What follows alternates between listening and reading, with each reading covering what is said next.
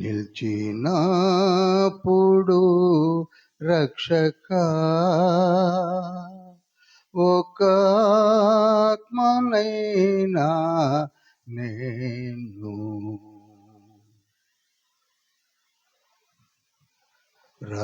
రక్షింపక యేసువా,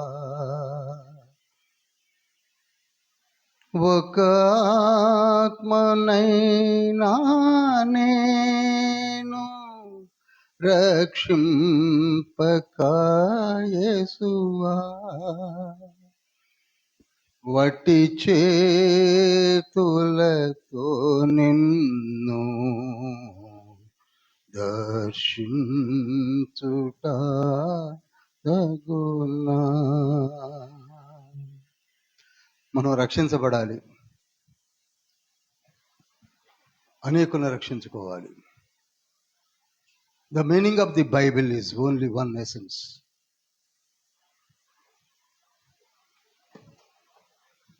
ఇందులో ఉన్న ఒకే ఒక్కసారి నువ్వు రక్షించబడాలి, ఒక్కళ్ళనైనా రక్షించుకోవాలి.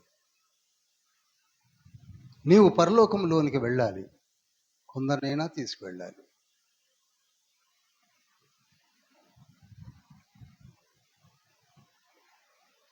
ప్రార్థన.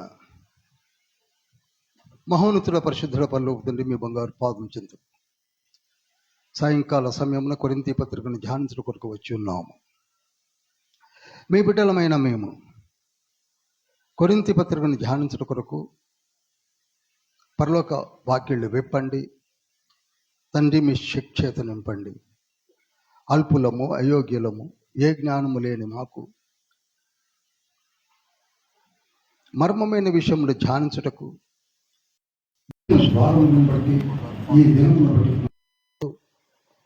మాతో సూటిగా మాట్లాడి బెత్తింపచేసి ఫలింపచేసి మిమ్మల్ని మహీపరిచే గొప్ప భాగ్యం మాకు ప్రసాదించమని యేసయ్య పరిశుద్ధ నామములో అతి వినయంతో వేడుకుంటున్నాం పరమ తండ్రి. Amen, amen. కొంచెం జాగ్రత్తగా వినండి ప్లీజ్. పాత నిబంధన పుస్తకములు ఎన్ని? 39. కొత్త నిబంధన పుస్తకములు 27, మొత్తం కలిపి 66. పాత నిబంధన పుస్తకములకు కొత్త నిబంధన పుస్తకములకు ఒక బ్రిడ్జ్ కట్టాడు, ఆయనే పౌలు.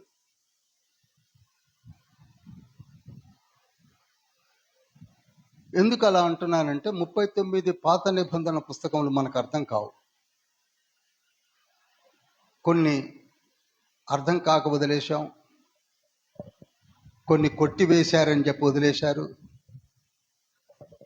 అవి చరిత్ర గ్రంథాలు మనకు అవసరం లేదని వదిలేశారు. వాటి యొక్క వివరణతో పాటు వాటి యొక్క ప్రాముఖ్యతను, ఇంపార్టెన్స్ను తెలియచేస్తూ ఎక్స్ప్లెయిన్ చేయడానికి పరిశుద్ధాత్మ పూర్ణుడై మన మధ్యలో ఈ బుక్స్ని 14 బుక్స్ను పౌలు గారు కాంట్రిబ్యూట్ చేశాడు. మీరు ప్రతి పత్రికను నిశితంగా అబ్జర్వ్ చేస్తే పాత నిబంధన లేకుండా ఏ కొత్త నిబంధన పత్రికను రాయలేదు ఆయన. దాన్ని బట్టి అర్థమవుతుంది ఏమిటంటే ఆయన ఎంత నిశితంగా పాత నిబంధన బుక్స్ని చదివాడు, వాటిలో నుండి కొత్త నిబంధన పుస్తకాలకి ఎక్స్ప్లెయిన్ చేయడానికి ట్రై చేశాడు అనేది అర్థమవుతుంది. నేను ఎప్పుడు చెప్తుంటాను, యేసుక్రీస్తు ప్రభువు ఎవరు అని ఈ రోజులలో ప్రశ్న వేసుకుంటే ఆయన ఆది కాండము నుంచి ఉన్నాడు అని ఎక్స్ప్లెయిన్ చేసిందే పౌలు గారు. బుక్ ఆఫ్ హీబ్రూస్లో చెప్తాడు, హెబ్రీ పత్రికలో యేసయ్య ఎవరో చెప్పడానికి ప్రయత్నం చేశాడు. ఆ స్కార్లెట్ థ్రెడ్ కంటిన్యూగా right from genesis to revolutions travel అవుతుందని చెప్పింది పౌలు గారు. అయితే ఆయన సేవా పరిచర్య, ఆయన బోధలన్నీ కూడా కత్తి మీద సాములాగానే ఉన్నాయి. ఆయన సరిగ్గా ప్రభువు మరణించి పునరుద్ధానుడైన తర్వాత కొద్ది నెలలోనే పట్టుబడినటువంటి ఒక దైవజనుడు. ఆయన వరవడిని, ఆయన బోధలను డైజెస్ట్ చేసుకోవడం ఆ రోజుల్లో చాలా కష్టమైంది. ఈవెన్ ఆఫ్టర్ 2000 ఇయర్స్ కూడా ఇప్పటికీ మనము కూడా ఆ పత్రికలను అర్థం చేసుకోలేకపోతున్నాం. చాలా కష్టపడుతున్నాం.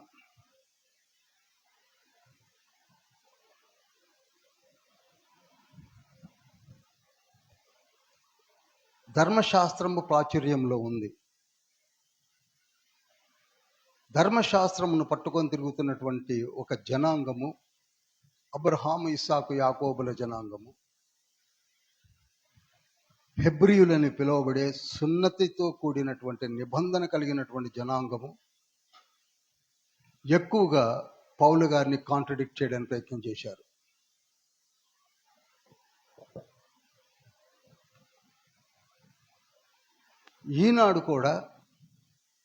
ఈనాటికి కూడా అటువంటి స్థితిలే ఎదురవుతూ ఉన్నాయి. ఈనాడు మనలో కూడా చాలా వరకు సందిగ్ధంలో ఉండడానికి కారణము తప్పుడు బోధలు వచ్చేసాయి. వాటినే మనము తెలుసుకోబోతున్నాం. గడిచిన వారంలో నేను 7 విషయాలు చెప్పాను.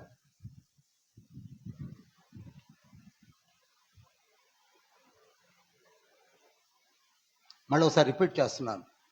1, తప్పుడు పరిచర్యలు, erroneous practice of preachings. 2, sexual immorality,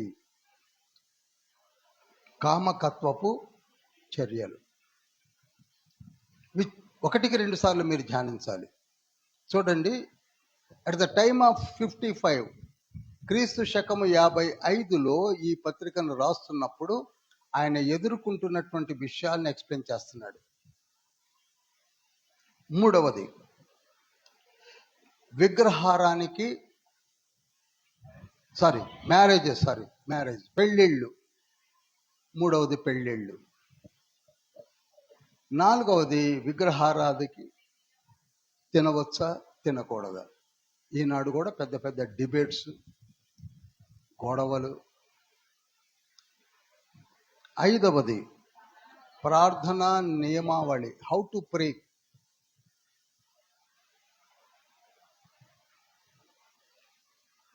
6, ఆత్మ వరములు, రోల్ ఆఫ్ స్పిరిచువల్ గిఫ్ట్స్.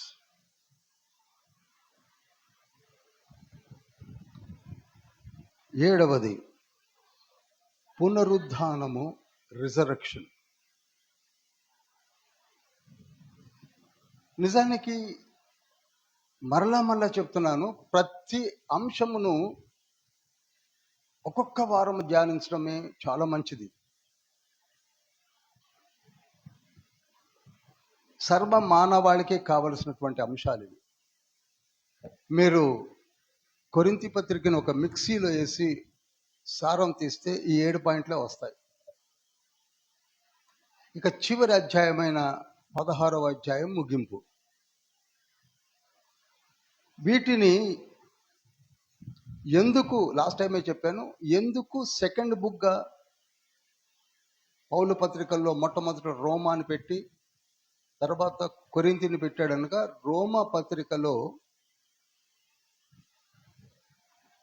మారు మనసు పొందాలంటే ఏం చేయాలి, ఇంగ్లీష్లోకి వచ్చేసరికి జస్టిఫికేషన్ అంటారు, జస్టిఫైడ్ పరిచర్య.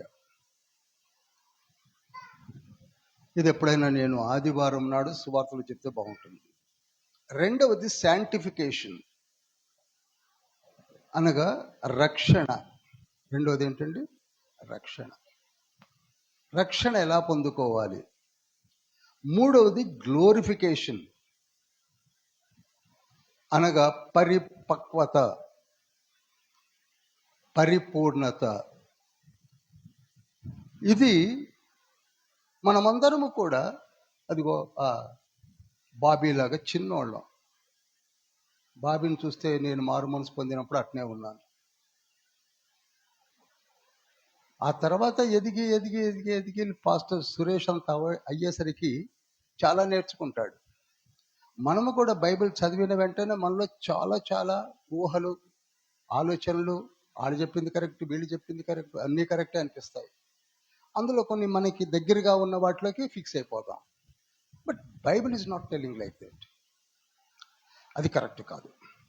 ఇవాళ నేను చెప్పబోయాక నేను చెప్తున్నా కదా, మీకు చాలా చాలా డౌట్స్ వస్తాయి. మీరు నా నంబర్ తీసుకోండి, క్వశ్చన్స్ నోట్ చేసుకోండి, నాకు ఫోన్ చేయండి.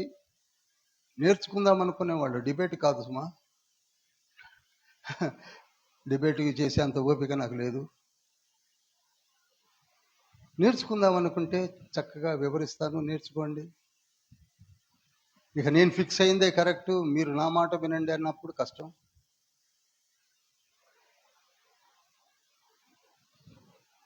ఇప్పుడే కాటయ్య బాబు గారు వచ్చారు ఆవిడ.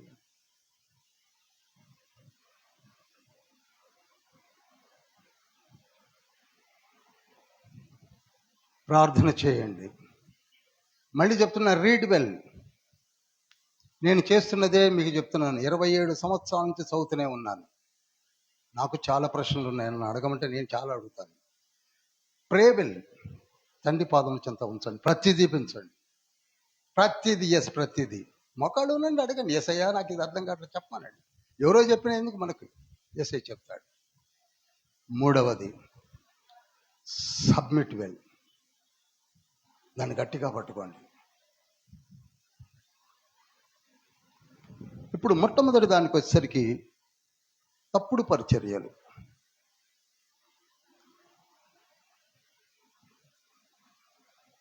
దీని మీదనే కొంచెం నేను చెప్తాను, మీరు జాగ్రత్తగా నోట్ చేసుకోండి. నంబర్ 1 ఏంటది?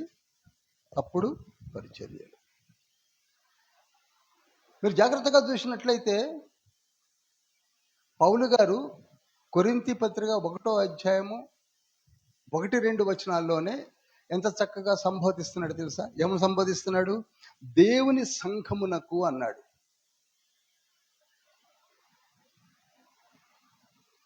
అక్కడ కొరింథీ సంఘములో ఉన్న సంఘము దేవుని సంఘము. మనమందరం ఎవరు అనుకుంటున్నారు? దేవుని సంఘము.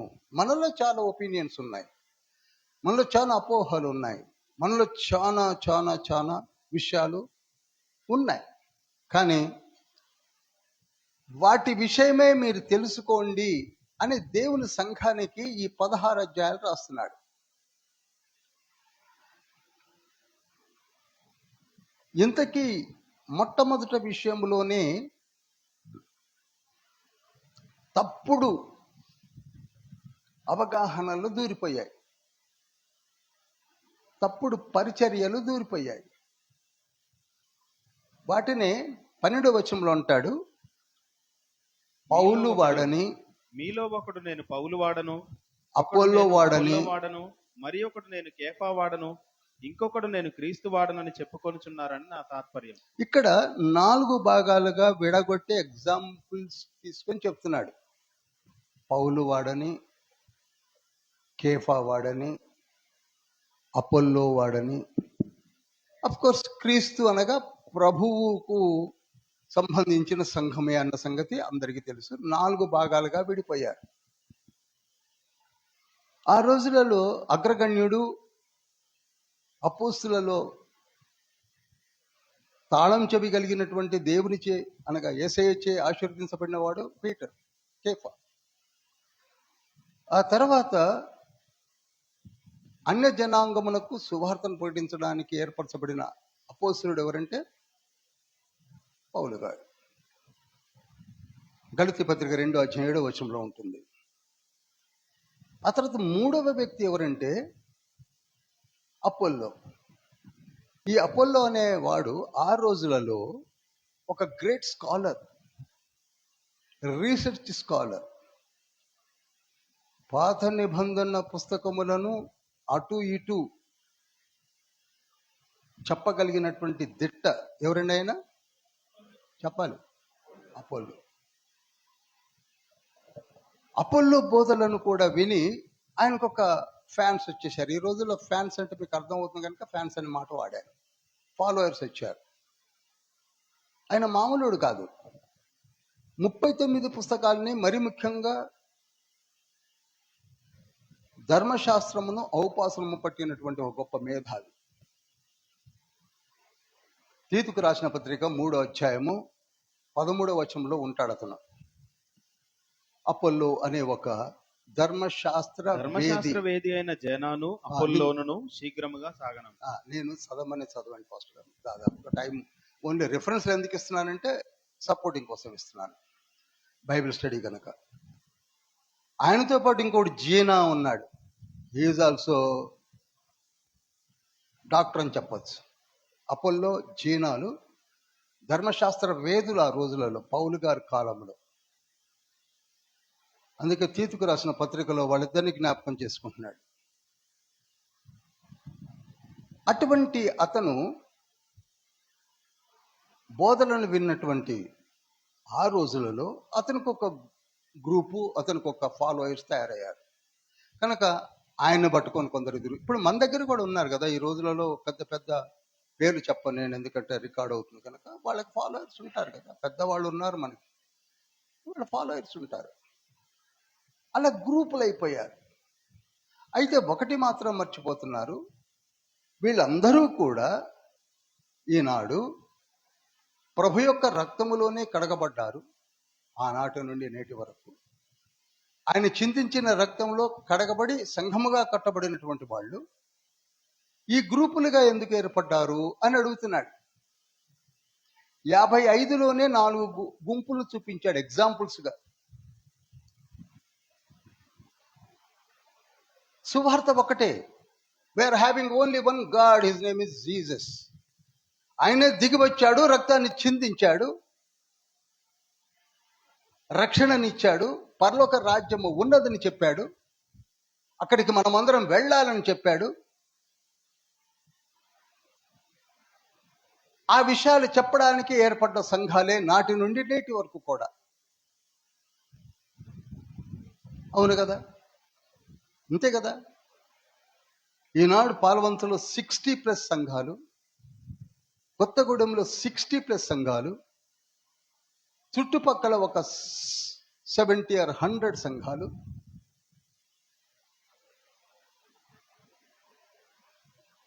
కొత్తగూడెం డిస్ట్రిక్ట్ అండర్లో ఉన్న జనాభా 10,700,000 చిల్లర యాజ్ పర్ ది సెన్సెస్.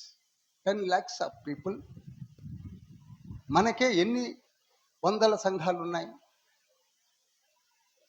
ఒక కొత్తగూడెం డిస్ట్రిక్ట్లోనే ఇన్ని సంఘాలు ఉంటే ప్రపంచమంతా 197 దేశాలు ఎన్ని సంఘాలు ఉన్నాయి? ఎన్ని డినామినేషన్స్ ఉన్నాయి? అంత దాకెందుకండి? ఇప్పుడు నన్ను ఎవరైనా అడిగితే మీరు ఎవరండి, ఏమిటండి అంటే నేను క్రిస్టియన్ని అని చెప్పాను అనుకోండి, వెంటనే అవుతారా? ఏ క్రిస్టియన్ అని అడుగుతారు. క్రిస్టియన్లు ఏ క్రిస్టియన్ ఉన్నారండి చెప్పండి మీరు? రోమన్ క్యాథలికా, సిఎస్ఐ, సిఎన్ఐ, మెథడిస్టా, బ్యాప్టిస్టా, లూథరన్న, బ్రదర్ అన్న, ఫ్రంట్ లైన్ చర్చెస్ అన్నీ అడుగుతారు. అది కాదు అంటే పెంతెకోస్తా అన్నాం అనుకో పొరపాటున. పెంతెకోస్తులో 10 ఉన్నాయి. సిలోన్ పెంతెకోస్తా, ఇంకొక పెంతెకోస్తా, ఇంకొక పెంతెకోస్తా, Jehovah witness, Mormons, Branham churches, church of Christ, salvation ఆర్మీనా. ఏంటండి ఏంటి? ఎక్కడికి వెళ్ళిపోయింది? నేను మళ్ళీ మాట్లాడుతున్నాను. ఇందాకనే ఒక స్టూడెంట్తో మాట్లాడాను. మనము చదువుకున్నాం, మనకి విజ్ఞత ఉన్నది. అంగన్వాడీ కాదు, ఎల్కేజీ కాదు, యూకేజీ కాదు, ఫస్ట్ క్లాస్ కాదు, మనలో ఇంజనీర్స్ ఉన్నారు, ఎంసీఏ ఎంబీఏలు చేసిన వారు ఉన్నారు, ఐఏఎస్లు ఐపీఎస్లు చేసిన వారు ఉన్నారు, జడ్జెస్ ఉన్నారు, ప్రొఫెసర్స్ ఉన్నారు. ఎవరో చెప్పిన దాన్ని అంత బ్లైండ్గా విని కూర్చుంటున్నారంటే అర్థం ఏమిటి చెప్పండి. ఇప్పుడు నేను చెప్పిన చర్చస్ అన్నింటిలో కూడా వీళ్ళందరూ ఉన్నారు. ఇవన్నీ కరెక్ట్ అంటే కాదు. పౌలు గారు అదే అంటున్నారు. ఒక్కొక్క చర్చి ఒక్కొక్క డాక్టర్ని పెట్టేసుకుంది. పెట్టుకున్నారు.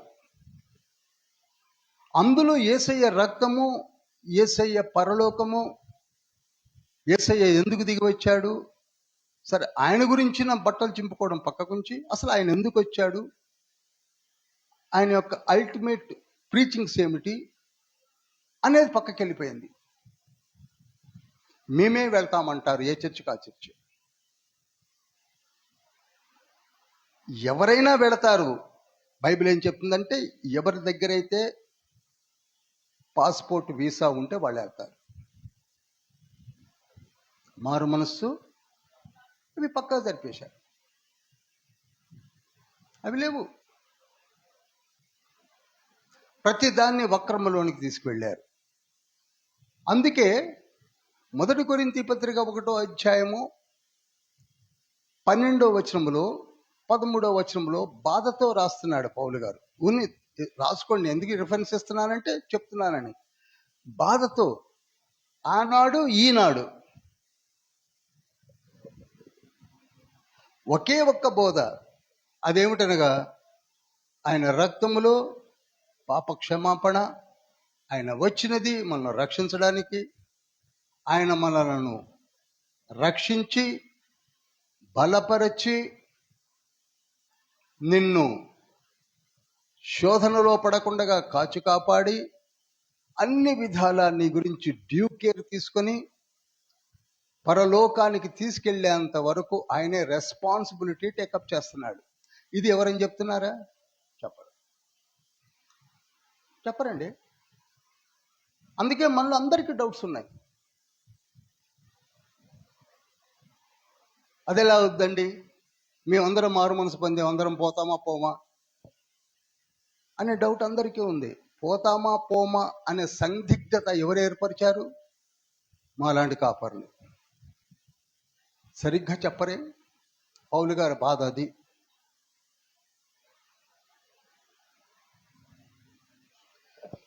బాప్తిస్మము నీవు నిజంగా త్రికరణ శుద్ధిగా, అంతఃకరణ శుద్ధిగా, నీ హృదయపూర్వకముగా నేను కొత్త జన్మను, కొత్త జీవితాన్ని ఆరంభించాలని నిజంగా అనుకుంటే నేను నిన్ను నడిపిస్తానంటున్నాడు యేసయ్య. నిజంగా అనుకుంటే, నిజంగా అనుకొని బాప్తిస్మము తీసుకుంటే, నిజంగా అనుకొని బాప్తిస్మము తీసుకుంటే, బాప్తిస్మము తీసుకున్న వ్యక్తికి నడిపించడానికి పరిశుద్ధాత్మను కూడా అనుగ్రహించి, ఎన్నోసార్లు చెప్పి చెప్పి చెప్పి చెప్పి అరిగిపోయిన గ్రామ్ఫోన్ రికార్డులా చెప్తున్నాను. పరిశుద్ధాత్మను అనుగ్రహించి ఆ వ్యక్తిని ఎట్టి పరిస్థితుల్లో కూడా బెసకనీయకుండా కాపాడుకుంటాడు. ఇవే చెప్పాడు. 27 పుస్తకాలు అవే ఘోషిస్తున్నాయి. ఇవి మనం మాట్లాడుకోం, ఏంటేటో మాట్లాడుకుంటాం. ఒక్కసారి తీతుకు రాసిన పత్రిక 3వ అధ్యాయము 5వ వచనము. మనము నీతిని అనుసరించి చేసిన క్రియల మూలముగా కాక తన కనికరము చొప్పుననే పునర్జన్మ సంబంధమైన స్నానము ద్వారాను పరిశుద్ధాత్మ మనకు నూతన స్వభావము కలుగజేయుట ద్వారాను మనల్ని రక్షించెను. చూడండి, ఇవి 3 భాగాలుగా చదవాలి. ఒకటేమిటంటే మన క్రియల వలన కాదు. మళ్ళీ చెప్తున్నాను, నేను చాలా మంచి క్రియలు చేస్తున్నాను, భోజనాలు పెడుతున్నాను, లేకపోతే నీతిగా జీవిస్తున్నాను, అది కాదు. నీ క్రియల వల్ల కాదు, ఆయన కృప కనికరము చేతనే రక్షించబడ్డాము. ఫస్ట్ ఇది ఒకటి దృష్టిలో పెట్టుకోండి. ఏమన్నాడు అక్కడ? పునర్జనన సంబంధమైన స్నానము ద్వారాను. ఈ స్నానాన్ని ఇంగ్లీష్లో అబ్లూషన్ అంటారు, తెలుగులో బాప్తిస్మం అంటాం. ఈ రోజుల్లో మీకు డౌట్స్ లేవా? బాప్తిస్మం ఎందుకండి? బాప్తిస్మం నీళ్ళల్లోనే తీసుకోవాలా?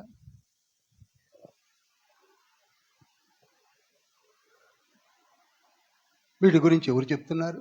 వాటి ఇంపార్టెన్స్ ఎక్కడుంది? మన చర్చిలో దాదాపు 4.5 years అని చెప్తున్నాం. తీసుకోవాలి, నీళ్లలోనే తీసుకోవాలి. అబ్లూషన్, పునర్జన్మ సందర్భమైనటువంటి స్నానము.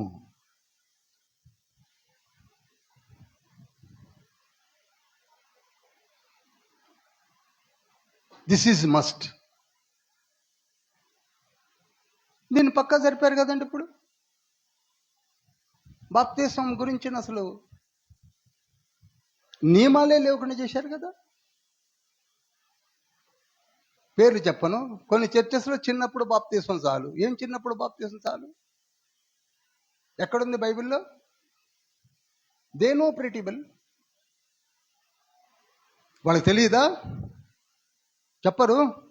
మనకు తెలియదా?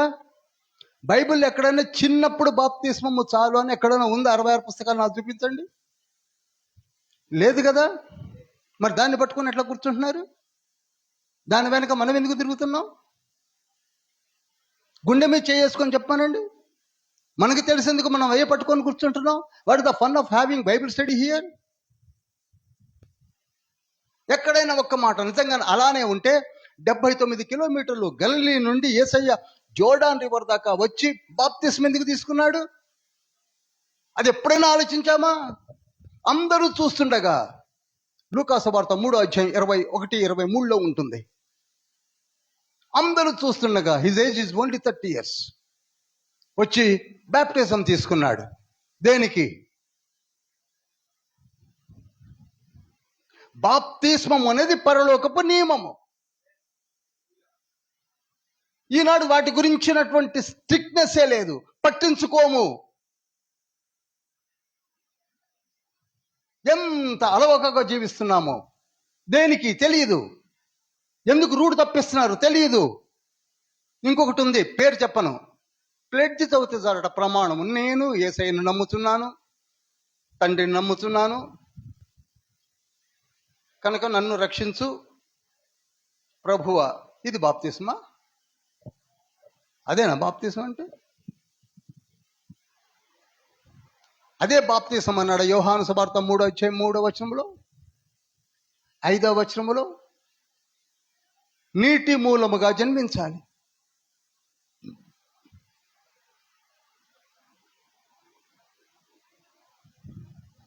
ఎరోనస్ ప్రీచింగ్స్ వచ్చేసాయి. నేను మరలా చెప్తున్నాను, ఇక పరిశుద్ధాత్మ అనే మాటనే మర్చిపోయి బోధించే బోధకులు వచ్చేసారు. అందుకే నీవు ఎప్పుడైతే మారు మనసు పొంది బాప్తిస్మము తీసుకుంటావో 5వ వచనంలో, తీతుకు రాసిన పత్రిక 3వ అధ్యాయంలో 6-7 వచనాలు ఏమంటున్నాడు? 6వ వచనం చదవండి ఇప్పుడు. తీతుకు 3:6. మనం ఆయన కృప వలన నీతిమంతులమని తీర్చబడి నిత్య జీవమును గూర్చిన నిరీక్షణను బట్టి దానికి వారసుల మగుటకై ఆ పరిశుద్ధాత్మను మన రక్షకుడైన యేసుక్రీస్తు ద్వారా ఆయన మన మీద సమృద్ధిగా కుమ్మరించెను. ఏం కుమ్మరించాడట? ఎప్పుడు కుమ్మరించాడట? అబ్ల్యూషన్ తర్వాత. దేనికట? మళ్ళీ ఒకసారి చదవండి.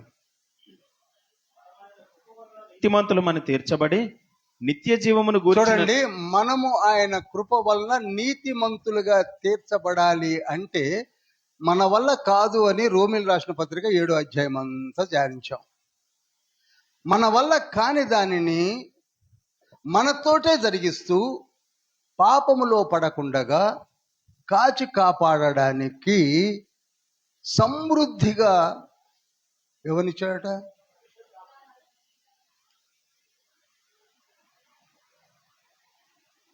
ఎంతమందికి అర్థమైంది? నీవు మారు మనసు పొందితే నీకు పరిశుద్ధాత్మను యేసయ్య ఇచ్చి నిన్ను పరలోక రాజ్యం దాకా తీసుకొని వెళ్తాడు. ఈ మారు మనసు అనే దాన్నే చెకప్ చేసుకోండి. అక్కడ దొంగ పాస్పోర్ట్ సైజ్ ఫోటోలు పెట్టకండి.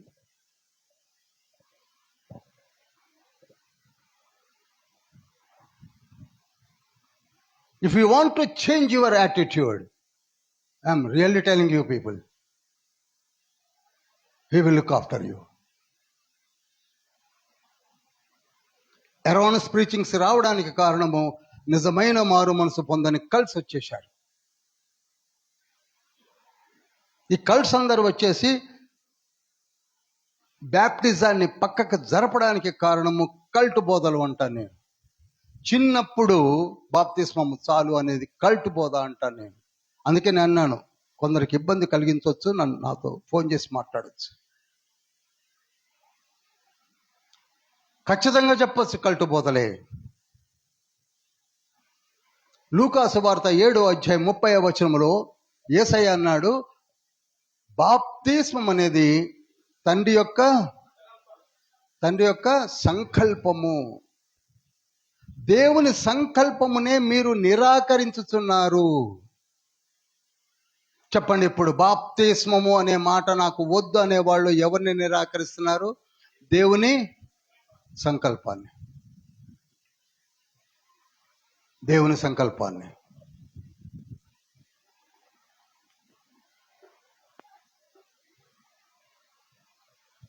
మీరు చెప్పాలి,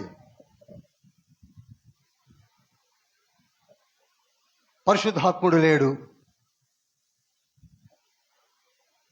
పరిశుద్ధాత్ముడు ఉన్నాడో లేడో తెలుసుకోవాలంటే యోహాను సువార్త 14 15 16 చదవాలి. ఆయన వచ్చినప్పుడు ఆయన వచ్చి ఇలా చేస్తాడు. ఆదరణకర్త మిమ్మల్ని సర్వసత్యములోనికి నడిపిస్తాడు. వదిలేసుకున్నాం. There is no question of spelling out his name. లేదు, రూట్ తప్పించేశారు. అందుకే మనలో కూడా నిజంగా మారు మనసు పొందిన వారు మన మధ్యలో ఉన్నారు. వారు ఎందుకు పాపం చేయలేకపోతున్నారు? ఒక్క నిమిషం ఆలోచించండి. తెలుసో తెలియకో ఎందుకు పాపం చేయలేకపోతున్నారు? మిమ్మలను పట్టి వెనక్కి లాగుతున్నది ఎవరు అనుకుంటున్నారు? పరిశుద్ధాత్ముడు. పరిశుద్ధాత్ముడు. ఈ మాటలని ఎంతో స్పష్టంగా లేఖనాలు కొన్ని చెప్తాను, గబగబ నోట్ చేసేయండి. ఎఫ్ఎసీయులకు రాసిన పత్రిక 1:13-14 ఆ ఆత్మను సంచకరువుగా దేవుడు మనకు అనుగ్రహించెను. ఏ ఆత్మను? దేనికి, ఎందుకు అనుగ్రహించాడంటే నిన్ను కాపాడుకొని డ్రైవ్ చేయడానికే కదా. ఇది వట్టిదా?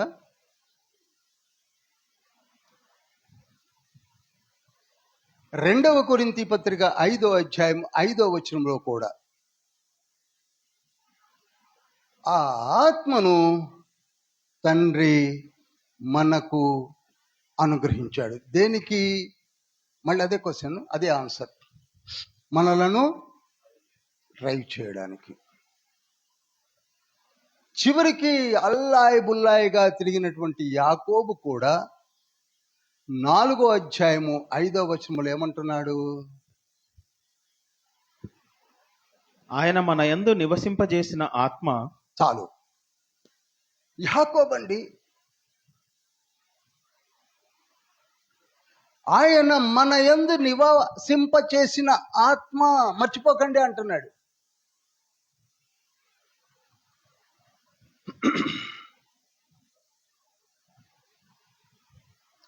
ఆత్మ తండ్రిని వదిలిపెట్టకండి. నీవు ఎన్ని నేర్చుకోవాలన్నా ఫస్ట్ పట్టుకొని ఉండవలసింది పరిశుద్ధాత్మను.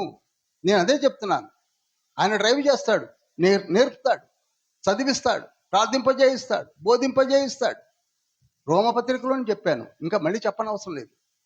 అటువంటి తండ్రిని పక్కకు జరుపుకున్నాం. ఇది బోధలు వచ్చాయి. ఇప్పుడు అయిపోయింది బ్రదర్. ఎప్పుడు? 100 ఏళ్ల క్రితమే అయిపోతే మనం ఎందుకు బ్రదర్ మరి ఇప్పుడు తిరగడం? ఈ బైబిల్ ఎందుకు పట్టుకొని తిరుగుతున్నాం? ఏమి లేవుగా. మొత్తం నేను యాకోబుకి ఇచ్చేసానని ఇస్సాకు అన్నప్పుడు ఏశావు అంటాడు, ఇక నాకేమి లేవా అన్నాడు. ఏమీ లేవు. మరి ఏమి లేనప్పుడు ఇక నేను నిలబడేది ఎందుకు నీ ఎదురుగా అన్నట్టుగా వెళ్ళిపోయాడు పాపం ఆయన. మన పరిస్థితి అంతే కదా. ఏమి లేవా ఇప్పుడు? చెప్పండి మీరు. ఏమి లేవంటే స్వస్థత లేవు అనుకోవచ్చు, అద్భుతాలు లేవు అనుకోవచ్చు. ఎందుకంటే మనకు దొరకదు గనక, అన్య భాషలు రావు గనక, అన్య భాష అర్థం చెప్పలేము గనక, ప్రవచనాలు మన వల్ల కాదు గనక. ఇక తక్కినాయి. జ్ఞానం ఎట్లాగో చదవం కనుక ఉండదు.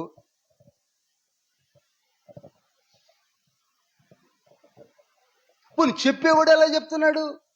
అయిపోయిందిగా బ్రదర్. నేను 73 సార్లు చదివాను కనుక నాతో సింగిల్ ఫైట్ అనేవాడు ఆయన దగ్గర ఏముంది? జ్ఞానవాక్య వరం ఉంటేనే ఫైట్ చేయగలడు. ద గిఫ్ట్ ఆఫ్ నాలెడ్జ్ లేకపోతే నీకేం తెలుసు? అది ఉందని ఒప్పుకోరు. మళ్ళీ నీకు నీవే ఎక్కడి నుంచి సాధించావు?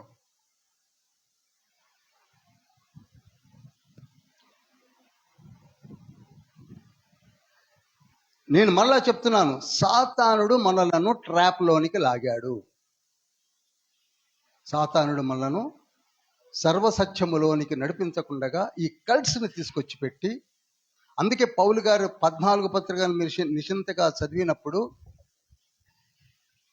నేను చెప్పు బోధగాక మరి ఒక బోధ మీ యొద్దకు వచ్చినట్లయితే అంటాడు. గల్తీయులకు రాసిన పత్రిక 1వ అధ్యాయం 6, 7, 8 వచనాల్లో. నేను చెప్పు బోధగాక మరి ఒక బోధ వచ్చినట్లయితే అంటే ఏంటంటే ఇట్లాంటి కల్ట్స్, విపరీతమైన అత్తికి కుత్తికి రాని బోధలు,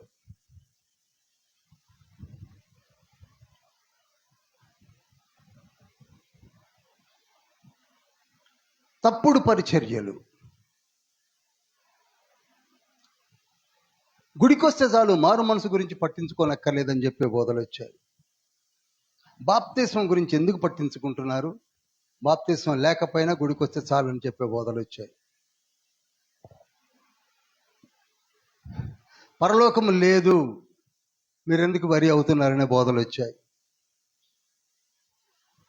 పరలోకము లేదు అనేవాళ్ళు యేసయ్య వచ్చి 4వ అధ్యాయము 17వ వచనం మత్తయి సువార్తలో పరలోక రాజ్యము సమీపించినదని ఎందుకంటున్నాడు యేసయ్య? పరలోకం లేదని డెలిబరేట్గా అనేస్తున్నారు.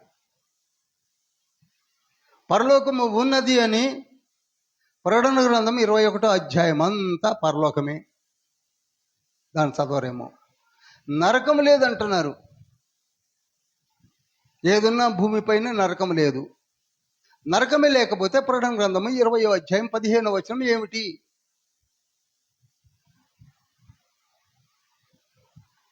మత్తయి సువార్త 22వ అధ్యాయం 14వ వచనం ఏమిటి?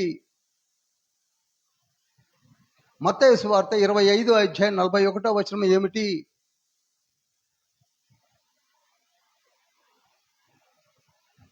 నరకం లేదంటారు. చదువుతున్నారా? యేసయ్య చెప్పినదే ఇవన్నీ. నేను చెప్పిన రిఫరెన్స్లన్నీ యేసయ్య చెప్పినవి. లేదు బ్రదర్, నరకం లేదు, పరలోకము లేదు. ఇక మరికొందరు నమ్మి పెద్ద పెద్ద మీటింగ్స్లో చనిపోయాక కూడా బోధలు ఉన్నాయట. ఏమండి? చనిపోయాక కూడా పాతాళములో నీకు మారు మనసు పొందమనే బోధన ఏర్పాటు చేశాడట తండ్రి. వీళ్ళు చెప్పుకుంటున్నారు. ఎవరిని రాంగ్ రూట్లో తీసుకెళ్తున్నారండి పెద్ద బోధకులు? కీర్తన 88, ఇది హేమాను రాసినటువంటి కీర్తన. ఒకసారి తీస్తారా?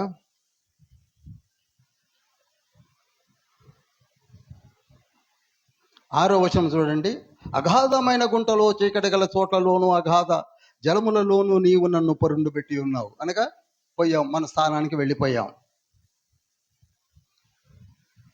10వ వచనము. మృతులకు నీవు అద్భుతములు చూపెదవా? ప్రేతలు లేచి నిన్ను స్తుతించెదరా? 11వ వచనం, సమాధిలో నీ కృపను ఎవరైనా వివరింతురా? నాశన కూపములో నీ విశ్వాస్యతను ఎవరైనా చెప్పుకొందురా? 12వ వచనం, అంధకారములో నీ అద్భుతములు తెలియనగునా? పాతాళంలో నీ నీతి తెలియనగునా? ఇవి అర్థం కావా? ఇవి అర్థం కాదానండి? ఇంకా ఉన్న యెషయా గ్రంథం 38:18 కూడా చదవచ్చు.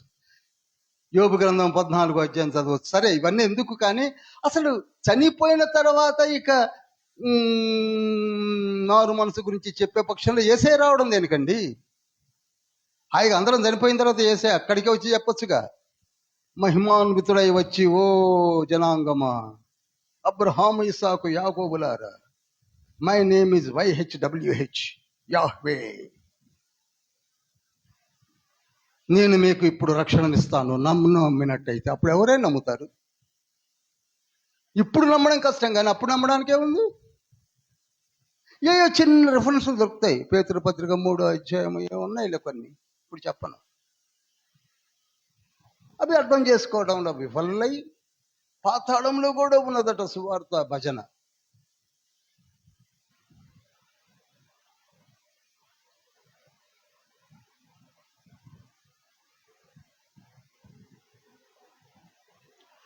సాతానుడు ట్రిక్కీ పర్సన్. అందుకే పౌలు గారు, జాగ్రత్త, సాతాను ట్రాప్ లో పడకండి. 2 కొరింథీ పత్రిక 11వ అధ్యాయము 13వ వచనంలో, వెలుగు దూత వేషము వేసుకొని సాతానుడు మన మధ్య సంచరించి ఆయన దూతలను, ఆయన జనాంగమును పంపించి మనలను ట్రాప్లో వేస్తున్నాడు. అపోస్తుల వేషము, ప్రవక్తల వేషము. మన మధ్యలో ఇప్పుడు అందరూ అపోస్తులే. మీరు బయటికి వెళితే అపోస్తులు కానివాళ్ళు ఎవరు? మన కొత్తగూడెంలో 3 అపోస్తులు ఉన్నారు.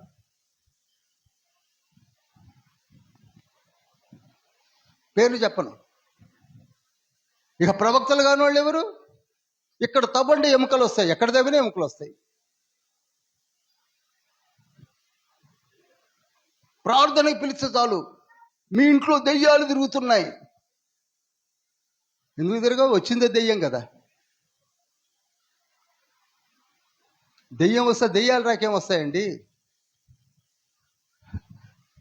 మత్తయి సువార్త 12వ అధ్యాయం 24వ వచనంలో అదే అంటాడు. బయల్జూబు నువ్వు అంటే, నేను కాదురా బాబు, మీరు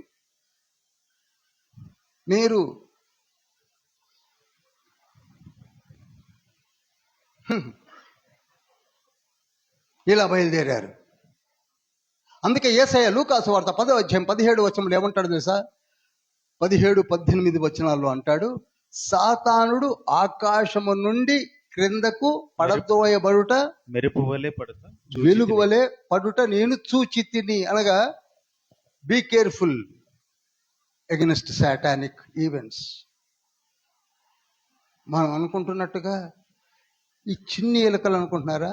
మన ఇంట్లో చూసారా మీరు? ఎలుకలు చిన్నవి ఉంటాయి, కొన్ని ఏదో చుంచెలుకలు అంటారేమో, కానీ ఆయన చుంచెలుకలు ఎలుకలు కాదు, పందికొక్కు.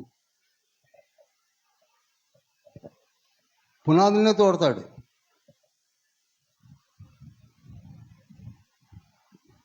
యేసయ్య అంటున్న స్టేట్మెంట్ అది లూకాసు వార్తలో. అటువంటి వాళ్ళు వచ్చారు. ఇప్పుడు నేను మళ్ళా చెప్తున్నాను, మీరు సన్నద్ధులై చదివి మారు మనసు పొందితే చాలు, ఆత్మను పెట్టి నిన్ను సత్య మార్గంలో నడిపిస్తూ నీ నోట ఆయన మాటలుంచి నీ చేత ఏ పనైనా చేస్తాడు. అసలు ఆత్మఫలం ఎక్కడి నుంచి వస్తుంది? ఆత్మ నీలోనికి వచ్చినప్పుడు ఫలం ఉంటుంది. గలతీ పత్రిక 5వ అధ్యాయం 22వ వచనంలో, గలతీ పత్రిక రాసింది ఎప్పుడు? ఎవరైనా చెప్పగలరా? 51లో ఆత్మ ఫలము ఉన్నదని ఒక కొత్త సబ్జెక్ట్ చెప్తున్నాడే. అపోస్తుల కార్యములలో లేకపోతే అపోస్తులలో ఎవరైనా ఆత్మఫలం గురించి చెప్పారా? సువార్తలలో కనపడిందా? ఇవి మనకు ఎక్కువ అయిపోయింది బ్రదర్. ఎవరు చెప్తే ఏంటండి? ఆయన చెప్పినా రేపు మనవడితో చెప్పించినా చెప్పిస్తాడు తండ్రి. ఎవరంటే కావలసింది తండ్రికి ఒక పాత్ర.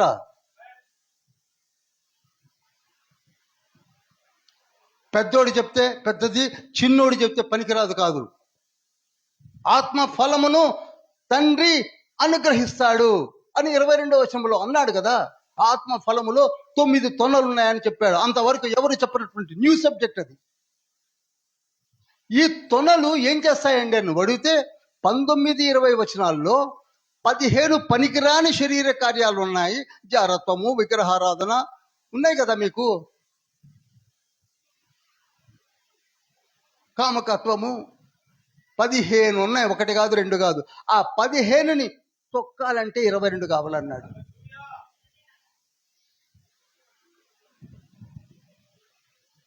పదిహేనుని తొక్కాలంటే 22 కావాలన్నాడు. ఇవి మనం చదవం. దారం వస్తూనే ఉంది.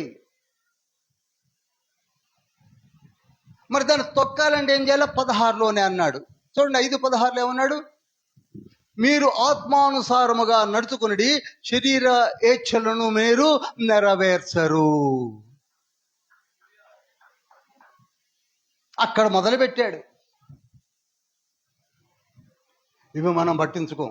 ప్రియులారా, మళ్ళీ చెప్తున్నా, సీరియస్గా తీసుకోండి దయచేసి.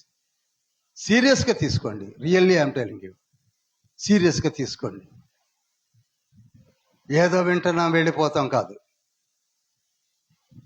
మీరే సీరియస్గా తీసుకోకపోతే, మీరే చెప్పకపోతే ఈ యంగ్ జనరేషన్కి ఎవరు చెప్తారు? ఎవరు చెప్తారండి? 50 ఏళ్ల వరకు చిన్ననాడు బాప్తీసం చాలా నేను తిరిగాను. 50 ఏళ్ల వరకు నేను ఒక గ్రాడ్యుయేట్ని, నేను ఒక ఆఫీస్ని మెయింటైన్ చేసిన వాడిని. I to have so much knowledge, English, Hindi, Telugu. కానీ అది తప్పని ఏనాడు ఆలోచించలేకపోయానే. బైబిల్ చదివినప్పుడు అర్థమవుతుంది. బైబిల్ చదివినప్పుడు అర్థమవుతుంది. ఆత్మ తండ్రి ఉన్నాడు, ఆయన నీలోనికి నాలోనికి రావడానికి సిద్ధంగా ఉన్నాడు, ఆయన ఉంటాడు, నడిపిస్తాడు అని 14 పత్రికలు ఘోషిస్తున్నాయి. యేసయ్య అదే చెప్పాడు, పౌలు అదే చెప్తున్నాడు, యాకోబు అదే చెప్పాడు, పేతురు అదే చెప్పాడు, యోహానుడైన అపోస్తలుడు కూడా నేను ఆత్మవశుడనై ఉండగా అంటాడు. ప్రకటన గ్రంథం 1వ అధ్యాయం 9వ వచనంలో. చదవాలి. కేవలం without Holy Spirit God you could achieve nothing. ఎవరైనా చెప్పని, ఎంత పెద్దోడైనా చెప్పనేయండి, నేను మళ్ళీ అదే చెప్తాను, ఎంత పెద్దోడైనా చెప్పనేయండి, ఆ చెప్పిన వారిలో వాక్యానుసారంగా వెళుతుందా?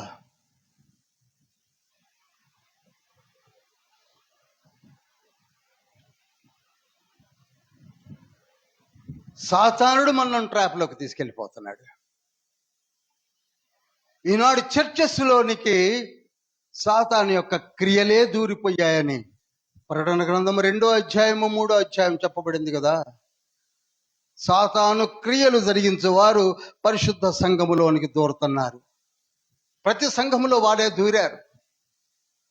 దూరి యేసయ్య దేవుడు కాదని చెప్పారు, దూరి పరలోకం లేదని చెప్పారు, దూరి బాప్తిస్మం కాదన్నారు, పరిశుద్ధాత్మ అదంతా ట్రాష్ బ్రదర్ అన్నారు. ట్రాష్. వరాలు లేవు, ఫలము లేదు, ఏమీ లేదు. అక్కడికి తీసుకొచ్చారు. ఒకళ్ళపై ఒకళ్ళు దుమ్మెత్తి పోసుకుంటున్నారు, బట్టలు చింపుకుంటున్నారు. ప్రతిదీ కూడా డిబేట్లోకి వచ్చేసింది. బల్లారాధన కూడా డిబేట్లోకి వచ్చేసింది. అసలు ఆర్జిన్ అయిన యేసయ్యను మొదలుపెట్టి చివరికి ప్రకటన గ్రంథం వరకు డిబేట్లోకి వచ్చేసాయి. ప్రియులారా,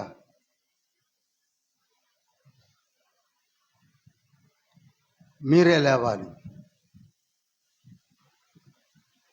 సీరియస్గా తీసుకోవాలి. సాతాను ట్రిక్కీ నేచర్లో పడకండి. పేతురు అన్నాడు కదా, 1 పేతురు పత్రిక 5వ అధ్యాయం 8వ వచనంలో, ఎవరిని మృంగుదమా అని.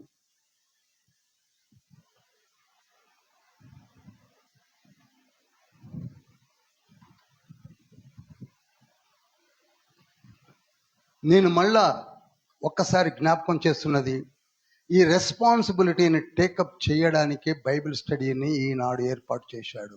అనగా మీరే లేవాలి, మీరే అనగా మనము లేవాలి.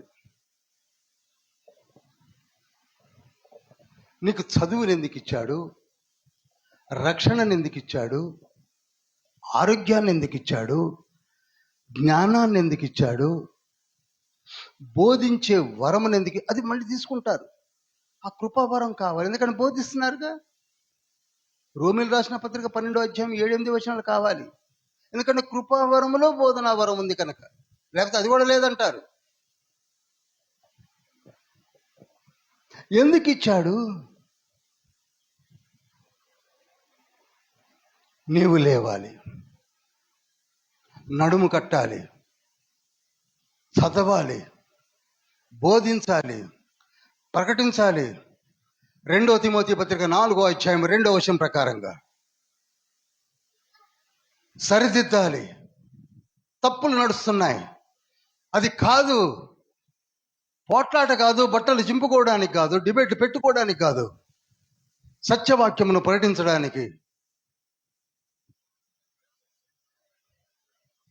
పౌలు గారు అపోస్తుల కార్యములు మొదలుపెట్టి 14 పత్రికల్లో కూడా ఎక్కడ పడితే అక్కడ డిబేట్లు పెట్టాడు, ఎక్స్ప్లెయిన్ చేశాడు, చెప్పాడు. ఎవరు విన్నారు? డిబేట్లు ఎప్పుడు సక్సెస్ఫుల్ కావు, ఎందుకంటే అతను చెప్పిందే రైట్ అని వాదించడానికి వస్తాడు తప్ప నేర్చుకుంటానికి రాడు.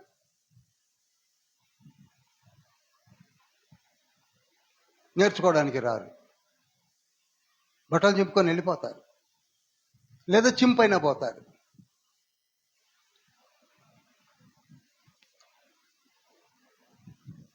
బాధ్యత ఎవరిదంటే మనది, కాపర్లది. ఇప్పుడు మన మధ్యలో కాపర్లు ఉన్నారు, ప్రీచర్స్ ఉన్నారు, ఇవాంజలిస్టులు ఉన్నారు. మీ మీద ఉంది. మీరు తప్పుగా బోధిస్తే తప్పేళ్ళిపోద్ది. నేను అందుకే నా శిష్యులకి ఎప్పుడు చెప్తుంటాను, ఈ 27 yearsలో నువ్వు ఏదైనా అనుకో, నీకు రూఢిగా తెలవనప్పుడు బయటికి వెళ్ళకండి, దాన్ని పట్టుకొని. తొందరపడకండి. ఎందుకు తొందర? ఎందుకు? నేను బిగినింగ్ డేస్లో ట్రినిటీని ఎప్పుడు చెప్పలేదే, బిగినింగ్ డేస్లో ప్రకటన గురించి చెప్పలేదే, బిగినింగ్ డేస్లో పరమగీతాల గురించి చెప్పలేదే, బిగినింగ్ డేస్లో డానియేల్ గురించి చెప్పలేదే. కన్ఫర్మేషన్కి నువ్వు రావాలి, పరిపూర్ణతలోనికి నువ్వు ఎదగాలి. You should know what you are telling perfectly in all angles. 1 Timothy పత్రిక 1వ అధ్యాయం 5-6 వచనాల ప్రకారంగా ఖచ్చితంగా నీకు తెలవాలి.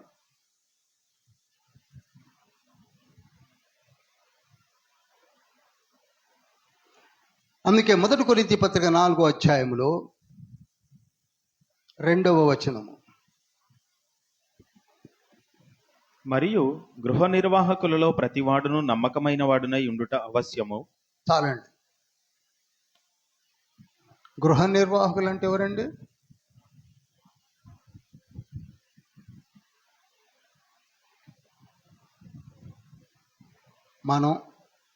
మనం అంటే సంఘంలలో పోయి బోధించే వాళ్ళందరూ గృహ నిర్వాహకులు.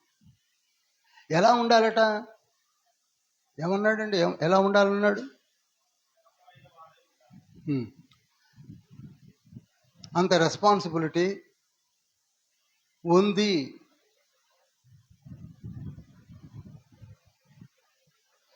ఓ యాజకులారా, నీకు ఇచ్చిన తలాంతులు, నీకు ఇచ్చిన గిఫ్ట్స్, నీకు ఇచ్చిన నాలెడ్జ్ నమ్మకంగా చెయ్యి. మలాకీ గ్రంథం 2వ అధ్యాయం 7వ వచనంలో ఉంటుంది, నీ నోట నా మాటలు ఉంచి ఉన్నాను.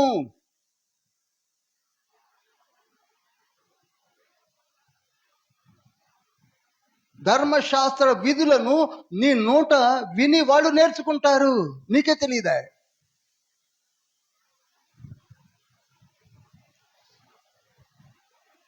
మిమ్ములను ఏర్పరచుకున్నది నేను.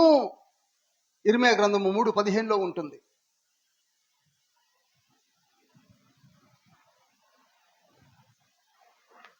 నాకిష్టమైనటువంటి కాపర్లను నేను ఏర్పరచుకున్నాను. వారు ఏం చేయాలంటే దేవుని జ్ఞానమును మర్మమైనట్టుగా బోధించాలి. 2వ అధ్యాయము 1 కొరింథీ 2వ అధ్యాయం 1-5 జాగ్రత్తగా చదవండి.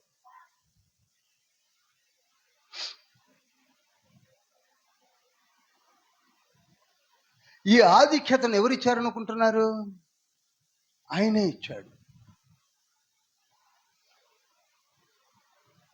ఇక్కడ బోధించే వాళ్ళందరూ కూడా బోధించే పవర్ ఎవరిచ్చారనుకుంటున్నారు? అందరూ బోధకులు కాలేకపోయారు, అందరూ బోధించే శక్తి కలగలేకపోయింది. ఎందుకనగా అది తండ్రి ఇచ్చిన ఒక కృపావరము.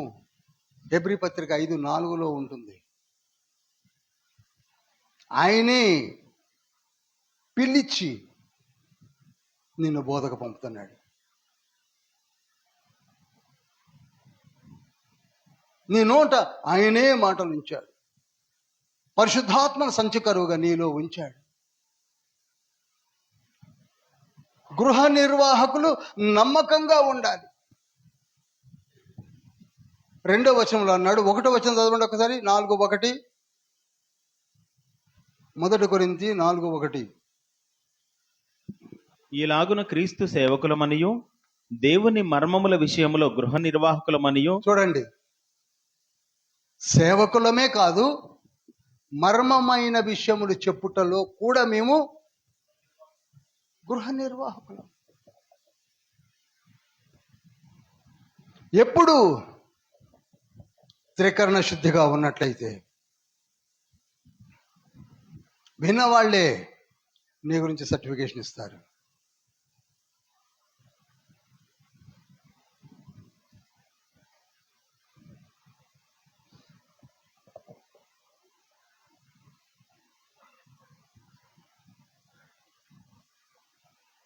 పౌలు గారు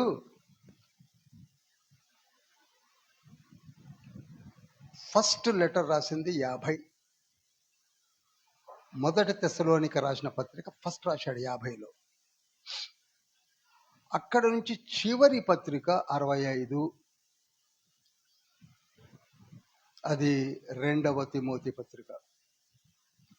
50 నుంచి 65 పత్రికలు అనగా 15 సంవత్సరాలలో 14 పత్రికలు రాశాడు. అందులో ఎటువంటి ట్రబుల్సమ్ రిస్క్ ఫ్యాక్టర్స్ని ఎత్తుకున్నాడో తెలుసా? సున్నతి, మీరు అనుకుంటున్న సున్నతే కాదన్నాడు. ఈనాడు మనం అనుకుంటున్న చిన్ననాటి బాప్తిస్మము, ప్లెడ్జ్ బాప్తిస్మము, ఇంకేదో రకం బాప్తిస్మము, ఇంకోటి ఉంది కన్ఫర్మేషన్ అట. ఎవరిస్తారండి కన్ఫర్మేషను? నేనా? ఈయన? లేకపోతే నాకంటే పెద్ద ర్యాంకులో ఉన్నవాడా? ఏది ఈయన నిజంగా బాప్తిసం పొందాడని కన్ఫర్మేషన్ ఎవరిస్తారండి? చెప్పాలి మీరు. నాకంటే పెద్దోడా, లేకపోతే బెంగళూరులో ఉన్నాడా, మద్రాసులో ఉన్నాడా, హిందుస్థాన్ బైబిల్ ఇన్స్టిట్యూట్ పెద్దలు ఎవరు కన్ఫర్మేషన్ ఇచ్చేది? యేసయ్య. వీళ్ళిస్తున్నారు కన్ఫర్మేషన్కి ఒక భాగం. ఎట్టిపోతుందండి, అక్కడ మనం కూర్చొని ఉంటాం. బయటకు వచ్చా నెక్స్ట్ ఏ ప్యానెల్ గెలుస్తుంది బ్రదర్? ఇది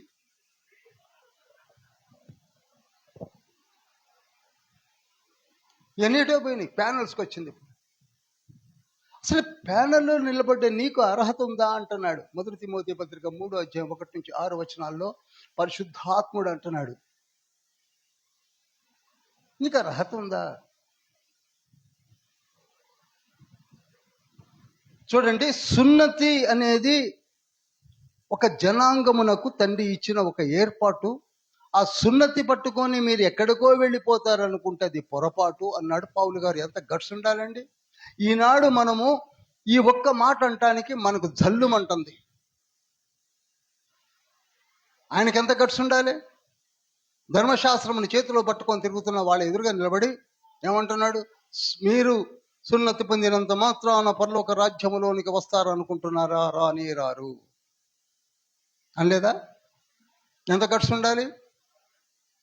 ఇప్పుడు అంటానికి మనం ఉనికి తెస్తున్నాం.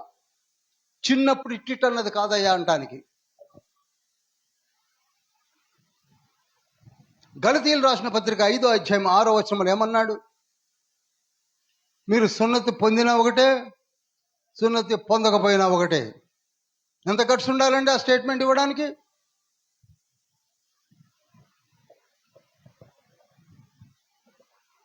సున్నతి అనేది శరీరానికి సంబంధించింది కాదు, సున్నతి అనేది హృదయ సంబంధమైనదని తండ్రి ఇచ్చాడని చెప్పడానికి ట్రై చేశాడు అక్కడ. వాళ్ళు అడిగారు, అది ఎలా అవుతుంది, హృదయ సంబంధమైనది ఎలా ఉంటుంది అంటే పాత నిబంధనని కోట్ చేశాడు.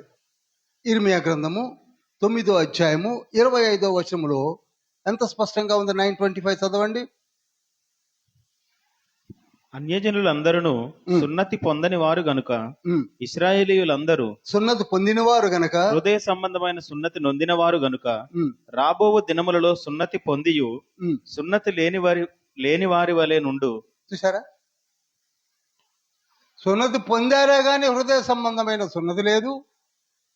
సున్నతి పొందని అన్యులందరూ కూడా హృదయ సంబంధమైన సున్నతి పొందిన వారి వలె ఉన్నారు. అర్థమవుతుందండి అందరికీ? అని జేమియానే చెప్పాడు కదా అని పౌలు గారు ఎంత గట్టిగా పట్టుకున్నాడు చూడండి. రోమిలు రాసిన పత్రిక 2వ అధ్యాయం 28వ వచనంలో ఉంటుంది. అది కూడా చదవండి. 2:28.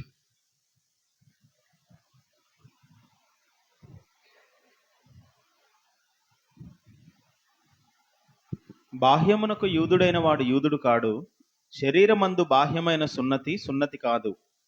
అయితే అంతరంగమందు యూదుడైన వాడే యూదుడు. మరియు సున్నతి హృదయ సంబంధమైనదై ఆత్మయందు జరుగునదే గాని అక్షరము వలన కలుగునది కాదు. చాలండి, ఎంత గట్స్ ఉండాలండి.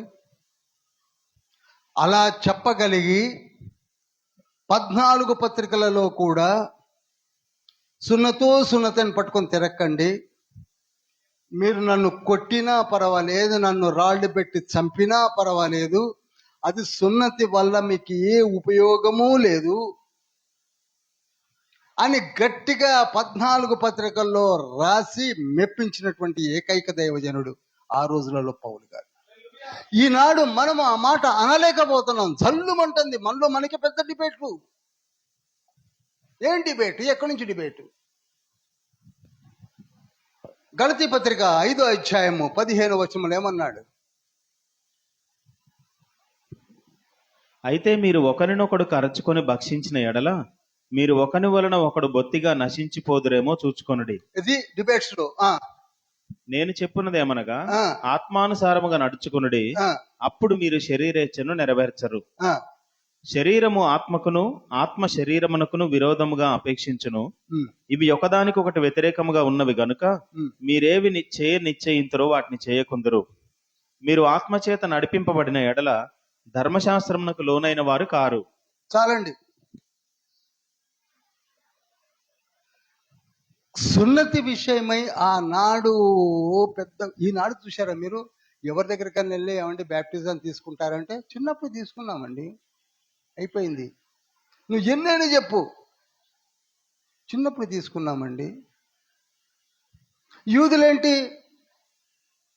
ఫస్ట్ కనపడి నీకు సున్నతి ఉందా అని అడగడం తప్ప ఇంకేమీ లేదు. అందుకే పౌలు గారు ఎటువంటి ఆన్సర్ ఇచ్చాడు చూడండి. గలతీ పత్రిక 5వ అధ్యాయము 2వ వచనంలో ఏమన్నాడు? చూడుడి, మీరు సున్నతి పొందిన ఎడల క్రీస్తు వలన మీకు ప్రయోజనమేమియో కలగదని పౌలను నేను మీతో చెప్పుచున్నాను. ఎవరికైనా ఉందండి గట్స్? చదవండి 1-2 సార్లు. ఎవరికైనా ఉందా ఈ గట్స్? అక్కడ నేను అంటాను, నువ్వు చిన్నప్పుడే చిలకరింపు బాప్తిస్మము తీసుకుంటే నీకే ప్రయోజనము కలగదని నేను చెప్పుతున్నాను.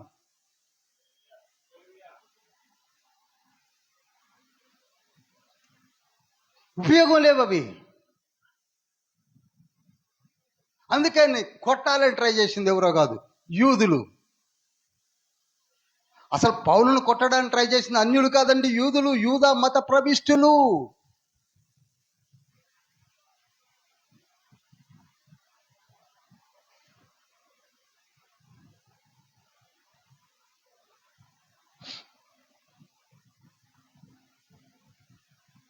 తీతుకు రాసిన పత్రిక 1వ అధ్యాయము 12-13. వారిలో ఒకడు, అనగా వారి సొంత ప్రవక్తలలో ఒకడు ఇట్లనెను: క్రేతీయులు ఎల్లప్పుడూ అబద్ధికులను, దుష్టమృగములను, సోమరులకు తిండిబోతులునై ఉన్నారు. ఈ సాక్ష్యము నిజమే. ఈ హేతువు చేత వారు యూదుల కల్పనా కథలను, సత్యము నుండి తొలగిపోవునట్టు మనుషుల కట్టడలను లక్ష్యపెట్టక, అది యూదుల కల్పనా కథలను పట్టుకుంటారు, సత్యములోనికి నడిచే వాటిని పట్టించుకోరు, తిండిబోతులై. ఆయన ఫేస్ చేస్తున్నాడు అక్కడ టైటస్. Same thing today. మీరు బయటికి వెళ్ళి చెప్పండి, మీ దుమ్మెత్తి పోస్తారు. అందుకే చెప్పడానికి పోయిన వాళ్ళు కూడా వంగిపోయి చెప్పడం మానేశారు. మరి ఎక్కడ నిజం వస్తుంది బయటికి? మారు మనసు బాప్తీసం అనేదే లేకపోతే, ప్రకటన గ్రంథము 22వ అధ్యాయము 14వ వచనం ఏమంటున్నాడు? మీరు మీ వస్త్రములను ఉదుకుకొని ఆ లోకములోనికి ఎంటర్ అవ్వండి అంటున్నాడు. చివరి అధ్యాయము, చివరి పుస్తకము, మీ వస్త్రాలను ఉతుక్కోండి, ఎంటర్ అవ్వండి. దట్ ఉతుక్కోవడమే అబ్లూషన్. నన్ను చెప్పండి.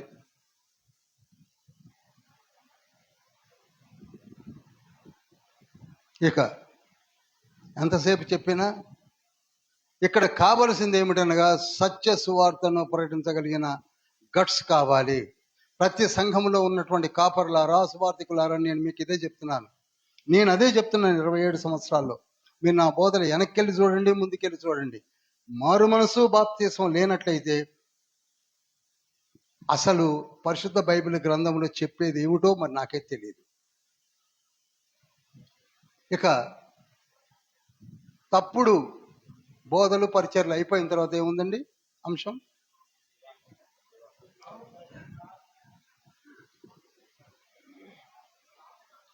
కామకత్వపు చర్యలు. హెడ్డింగ్ పెట్టండి. దీంతో నేను ఈ వారానికి ఆఫ్ చేస్తాను.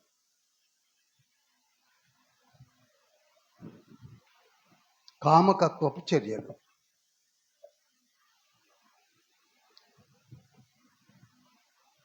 దీని గురించి గట్టిగా పట్టుకున్నాడు పౌలు గారు ఆ రోజులలోనే. దానికి ఒక అధ్యాయాన్ని కేటాయించాడు, 5వ అధ్యాయం. ఒక 5వ అధ్యాయమే కాదు, ఆయన 14 పత్రికల్లో ఎక్కడ సమయం దొరికితే అక్కడ వాటిని మళ్ళీ ఉటంకించాడు.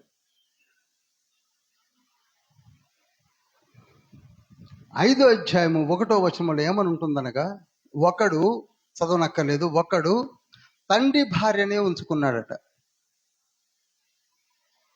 ఎంత బాగుందో చూడండి. ఒకడు తండ్రి భార్యనే ఉంచుకున్నాడు. మీలో, మామూలు బయట వాళ్ళ గురించి కాదు, మళ్ళీ మొదలుకొచ్చాను. 1వ అధ్యాయం 1-2 వచనాల్లో జీవము గల దేవుని సంఘమునకు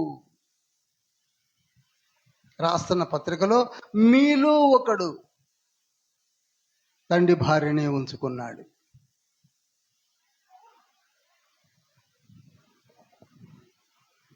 ద్వితీయోపదేశకాండం 22వ అధ్యాయం 30వ వచనము. ఎవడునూ తన తండ్రి భార్యను పరిగ్రహింపకూడదు, తన తండ్రి విప్పదగిన కోకను విప్పకూడదు. చూశారా? ద్వితీయోపదేశకాండం 27వ అధ్యాయం 20వ వచనము. చదవనక్కర్లేదు. తండ్రి భార్యను ముట్టుకోకూడదు. అది ఇక్కడ ఎంత డేర్గా ముట్టుకుంటున్నారు.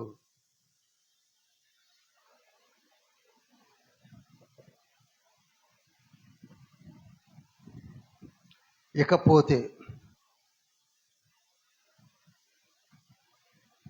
నంబర్ 1, 7 విషయాలు చెప్తా, గబగబ నోట్ చేయండి. నంబర్ 1, కాముకత్వం.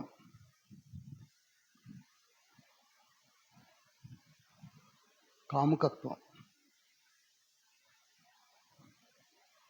కామకత్వం అనగా ఇదొక జాడ్యం.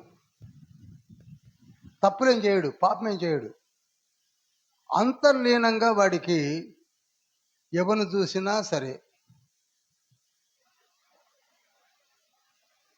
ఆ అమ్మాయి దొరికితే బాగుండు, అబ్బాయి దొరికితే బాగుండు అనుకుంటూ ఉంటారు. ఇదొక తత్వం. గళతీ పత్రిక 5వ అధ్యాయం 19వ వచనంలో లిఖింపజేశాడు.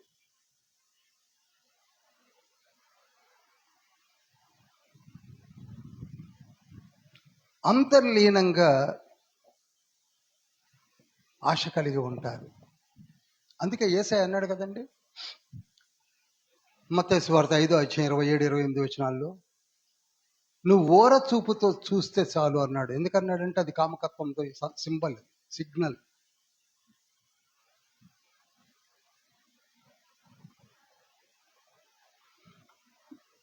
ఇది కలగడం సహజం,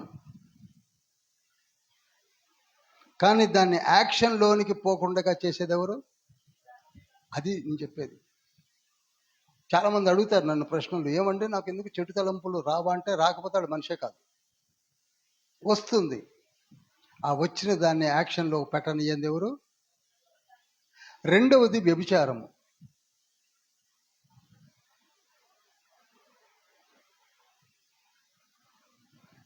దీని గురించి ఎక్కువ ఎక్స్ప్లెయిన్ చేయాల్సిన అవసరం లేదు. డబ్బు కొరకు చేసే పడుపు వృత్తి,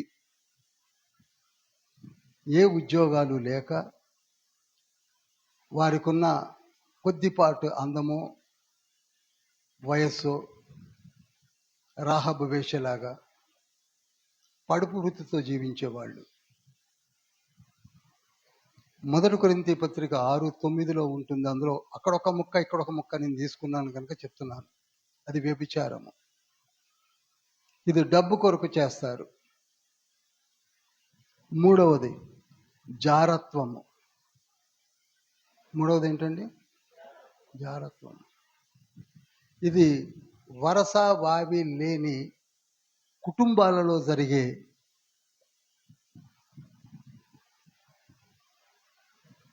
లైంగిక చర్యలు. ఫర్ ఎగ్జాంపుల్,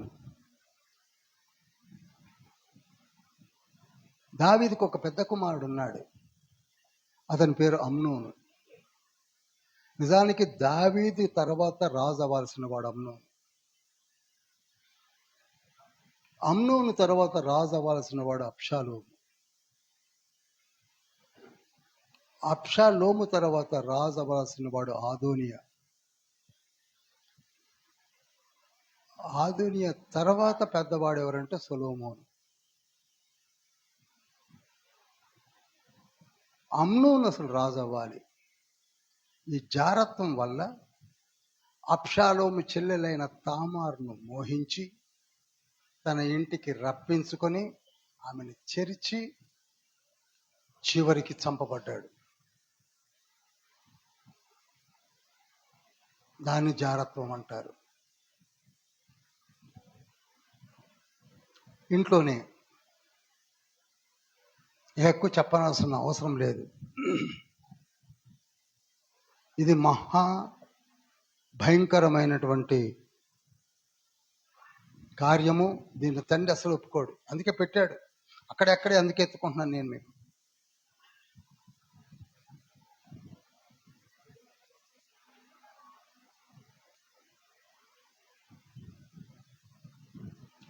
తర్వాత కామ విలాసము.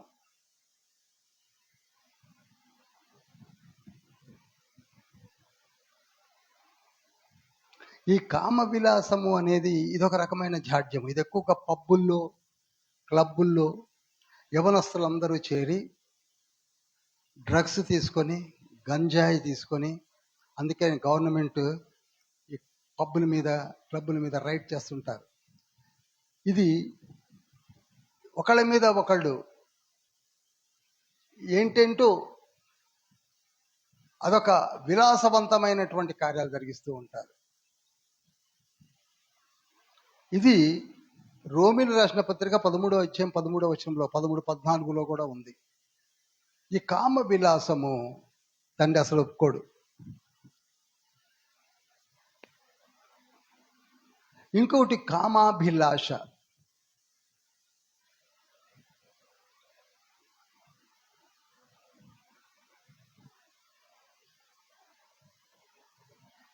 ఇది కూడా భయంకరమైన జాడ్యం. తప్పు చేయరు, అభిలాష ఉంటుంది.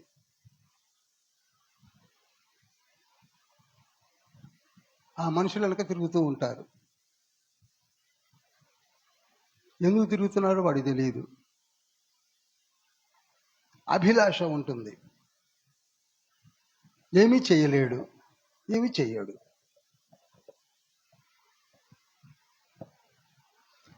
దీనిని మొదటి తెస్సలోనికైలకు రాసిన పత్రిక 4వ అధ్యాయము 4వ వచనంలో ఉంది. చదువుతారా?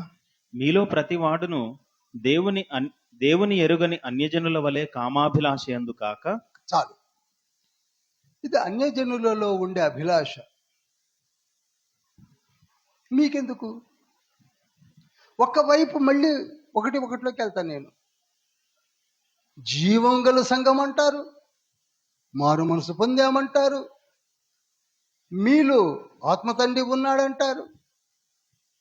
అభిలాషలు, కామకత్వాలు, జారత్వాలు, వీటి వల్ల జరిగేది ఏమిటనగా 7వ వచనంలో చెప్తారు చూడండి. 4:7. పరిశుద్ధులగుటకే దేవుడు మనలను పిలిచెను గాని. చూడండి, పరిశుద్ధులగుటకే దేవుడు మనల్ని పిలిచెను గాని అపవిత్రులుగా ఉండుటకు పిలవలేదు. అపవిత్రులుగా ఉండుటకు పిలవలేదు. కాబట్టి ఉపేక్షించువాడు. చూసారా? ఉపేక్షించువాడు అంటే వదులుకునేది ఎవరిని అనుకుంటున్నారు? ఆత్మను అనుగ్రహించిన దేవుణ్ణే వదులుకుంటున్నారు.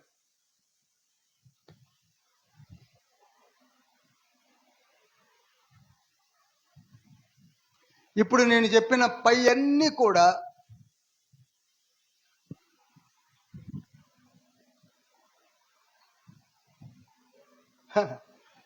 దేవుణ్ణి వదిలేసుకునే వేషాలు. ఇవన్నీ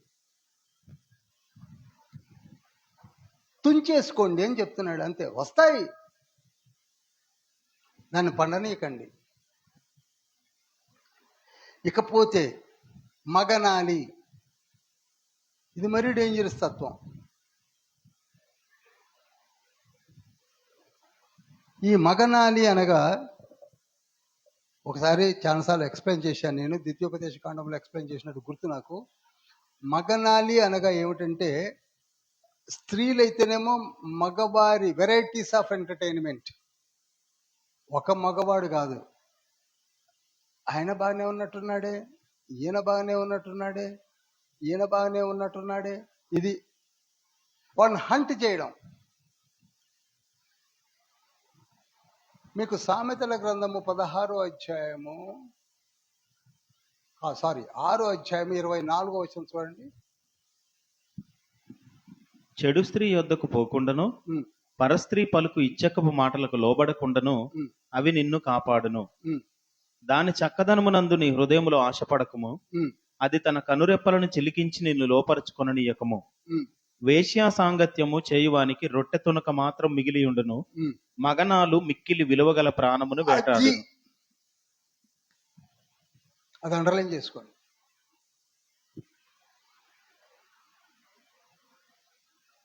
దాంట్లో పడ్డవని ప్రాణమే పోద్దని.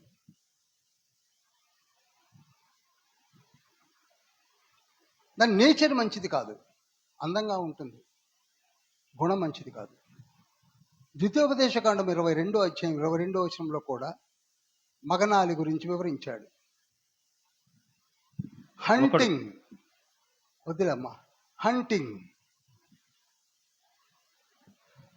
ఇక ఓవరాల్గా చెప్పేది ఏమిటంటే, దేవుడు ఒప్పుకోనది ఏమిటంటే, వ్యభిచార సంబంధమైన ప్రవృత్తిలో 7 చెప్పా. దాదాపుగా 6 చెప్పినట్టున్నాను. ఇంకోటి ఉంది, ఉంపుడు గత్తెలు.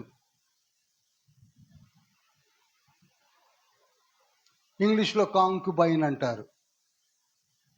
వీళ్ళు పెళ్ళిళ్ళు చేసుకోరు,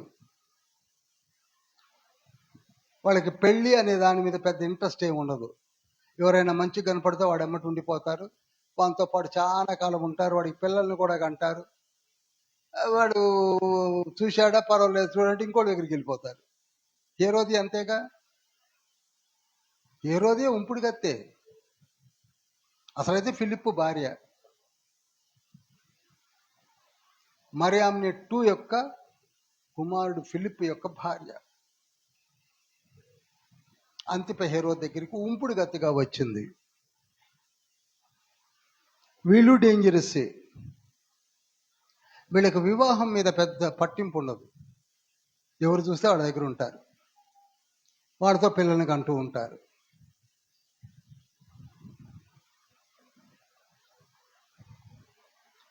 కనుక తండ్రి ఎంత స్పష్టంగా ఒక అధ్యాయాన్ని కేటాయించాడు, 5వ అధ్యాయాన్ని.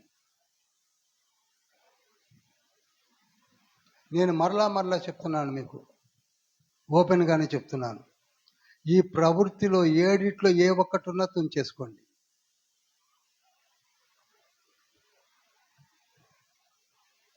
కామాభిలాష. మన పాస్టర్స్లో పోర్నోగ్రఫీ చూసేవాళ్ళు లేరా? ఉన్నారు. స్టాటిస్టిక్స్ బయటకు వస్తున్నాయి. ఏమిటంటే కామాభిలాష. వాడు కొందరికి పెద్ద ఆశ అండి. వాళ్ళు ఏం చేసుకుంటున్నారు, వీళ్ళు ఏం చేసుకుంటున్నారు, వాళ్ళు ఎవరు వచ్చారు, వీళ్ళు ఎందుకు వచ్చారు, ఇంటిలో ఎంతసేపు ఉంటున్నారు, వాళ్ళు ఎప్పుడు పోతున్నారు, ఇదే కూడా వాడికి.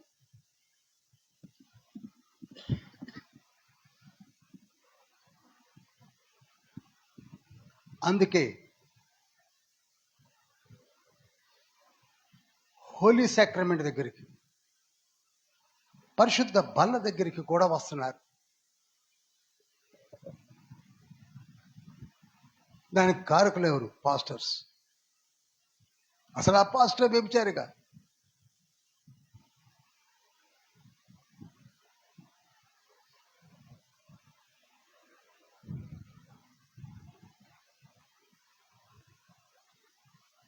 హల్లెలూయా.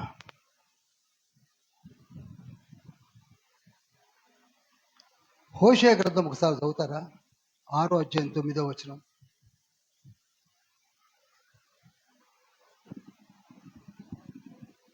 బందిపోటు దొంగలు పొంచి ఉండునట్లు యాజకులు పొంచి ఉండి షెకెము మార్గములు నరహత్య చేసెదరు. వారు ఘోరమైన కాముకత్వం జరిగించు వారై ఉన్నారు. చూసారా? ఎవరు చెప్పరేమండి? ఎవరు? యాజకులు. ఘోరమైన కాముకత్వము. ఇప్పుడు ఈనాడు అనగలమా? అను. ఎందుకంటే మనకి మనుషుల దయ కావాలి. సంఘం దెబ్బతినకూడదు, సంఘంలో డిసిప్లిన్ రాకూడదు. సంఘంలో డిసిప్లిన్ వచ్చినా మరి సంఘం పోకూడదు. ఎన్నెన్నో వ్యభిచారాలు చెయ్యి రా.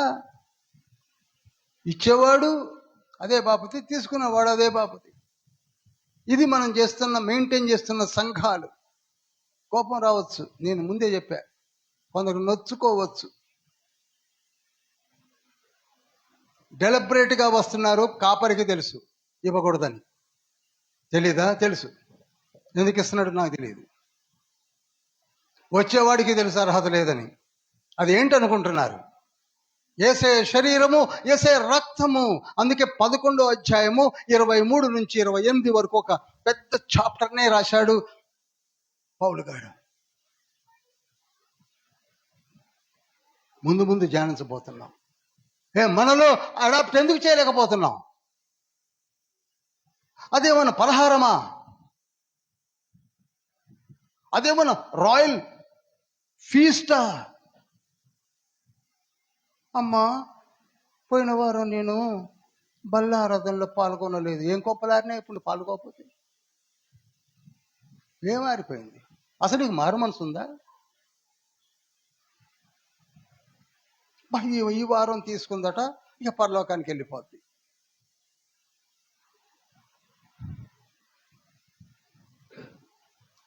హోలీ సాక్రమెంట్ అనే ఏదైతే ఉంటుందో, నెలలో ఒక్క వారము, ఒక్క రోజు పాస్టర్ చెప్పాలి the value and the importance of the holy sacrament. 2000 సంవత్సరాల నుంచి కూడా దాన్ని కూడా గాలి కలిపేశారు. పరిశుద్ధ కొండని ముట్టుకోవడానికి వీలు లేదు అన్నాడు నిర్గమకాండము 19వ అధ్యాయం 13, 14, 15 వచనాల్లో. పరిశుద్ధ కొండనే ముట్టుకోవడానికి వీలు లేదంటే పరిశుద్ధ దేవుని శరీరాన్ని స్నానం చేయకుండా, బట్టలు మార్చుకోకుండా కొండను ముట్టొద్దు అన్నాడు. 1913, 14, 15లో ఎక్సోడస్. మనము ఏ విలువలు లేవండి. ఛీ, ఎందుకు ఇస్తున్నారు? అసలు రొట్టె పట్టుకొని తుంచే విలువ లేని వాళ్ళు ఉన్నారండి. రాత్రులంతా తాగి తాగి తాగి తెల్లవారుజామున ప్రభువు అనుగ్రహించిన శరీరము సిగ్గులేదు ముట్టుకోవడానికి. ద్రాక్షారసము, దాని మీద మళ్ళీ డిబేట్లు, అందులో ఈయన కూర్చుంటాడు. అదేం లేదు బ్రదర్, అది ఫిగరేటివ్ యూజ్ అయితే అంత గొడవ ఎందుకండి దానికి? అందరికి పంచిపారు నొక్క, అందరికి ఇచ్చేయండి. అది ఫిగరేటివ్ అన్నట్టు ఒక దైవజనుడు అంటాడు. ఏం లేదు బ్రదర్, ఏమి లేనప్పుడు ఎందుకు గొడవ? ఏమైపోతామో మేము, మళ్ళీ చెప్తున్నాను, తీర్పు సింహాసనం ముందు నిలబడతాం. ఏమి లేదు, ఏమి లేదా, ఏమి లేకపోతేనే మళ్ళీ పౌలు గారి ద్వారా 11:28 ఎవరికి వారే ఏంటి పరీక్షించుకునేది? అందులో ఏమి లేదు కదా. చదవండి ఒకసారి 11:28. కాబట్టి ప్రతి మనుషుడు తన్ను తాను పరీక్షించుకొనవలెను. చాలు. ఏం పరీక్షించుకోవాలండి? అసలు ఎందుకు ఇస్తున్నామండి? అది ఏమనుకొని ఇస్తున్నామండి? ఏమనుకొని వస్తున్నారండి? The value of the blood and bread. ప్రభువా, ఇది నీ శరీరము, నీ రక్తము అని వణుకుతూ వచ్చే ఆ బల్లారాధన కూడా కలుషితం చేసి పారేశాడు. ఎవరంటే కల్ట్స్.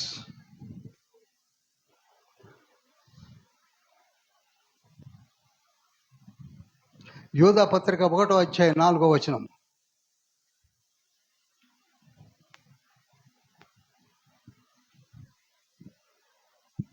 ఎలయనగా కొందరు రహస్యముగా జొరబడి ఉన్నారు. వారు భక్తిహీనులై మన దేవుని కృపను కామాతురత్వమునకు దుర్వినియోగపరచు. చూడండి, భక్తిహీనులై కామాతురత్వమునకు దుర్వినియోగపరచుకొనుచు దొంగ మెట్టలుగా దూరి, అసలు ఇది ఎవరు? యూదానండి, 4th బ్రదర్ ఆఫ్ జీసస్. అసలు యూదా పత్రికే బుడ్డి పత్రిక, 25 వచనాలే ఉంటాయి. 12, 13, 14 కూడా అక్కర్లే, 11, 12, 13 చదివితే చాలు. వాళ్ళు అసలు మనతోటే భోజనాలు చేస్తారు. సుభోజనము చేయొచ్చు దొంగ మెట్టల వలె, ఆకాశంలో తప్పిపోయి ఎదురుగుతున్న నక్షత్రముల వలె, రాలిపోయి పైకి ఏళ్ళు వచ్చిన చెట్లు వలె ఉండి మన మధ్యలో తిరుగుకుంటూ మనల్ని మోసం చేస్తున్నారు. వాళ్ళతో మనం కూడా సంతోషంగా ఎంత హ్యాపీగా తిరుగుతామో. బుద్ధి చెప్పవలసిన వారు బుద్ధి చెప్పువాడు గుద్దినానేమయ్యే అని బయటోళ్ళు చెప్పుకుంటుంటే మనం చెప్పం. ఎందుకండి? ఇది సంఘమా, దేవుని శరీరమా అని పౌలు గారు అంటున్నారు. 2 తిమోతి పత్రిక కూడా చూద్దామా, 3:6-7 పాపభరితులై నానా విధములైన దురాశల వలన నడిపింపబడి ఎల్లప్పుడూ నువ్వు నేర్చుకొనుచున్నను. చూడండి, పాపభరితులై,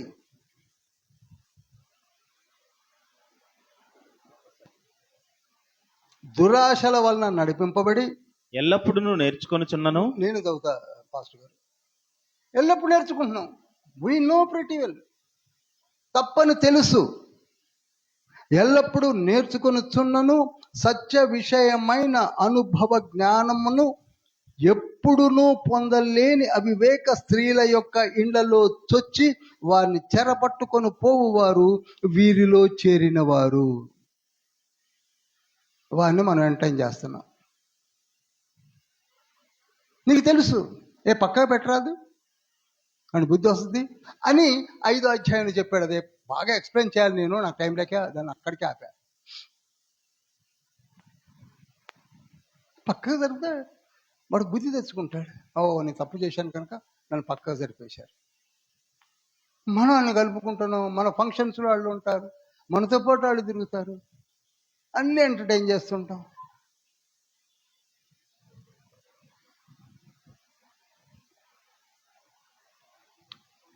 ఐదో అధ్యాయంలో అన్నాడు, 5వ అధ్యాయము 1 కొరింథీ పత్రిక 5వ అధ్యాయం 11వ వచనం చదువుతున్నాను. చూడండి, 5:11 నేను చదువుతున్నాను. సహోదరుడబడిన వాడెవడును, ఎవడైనా కానీ, జారుడు కానీ, లోభి కానీ, విగ్రహారాధకుడు కానీ, తిట్టుపోతు కానీ, త్రాగుబోతు కానీ, దోచుకునివాడు కానీ అయి ఉన్న ఎడల అట్టి వానితో సాంగత్యము చేయకూడదు, భుజింపకూడదని మీకు రాయుచున్నాను.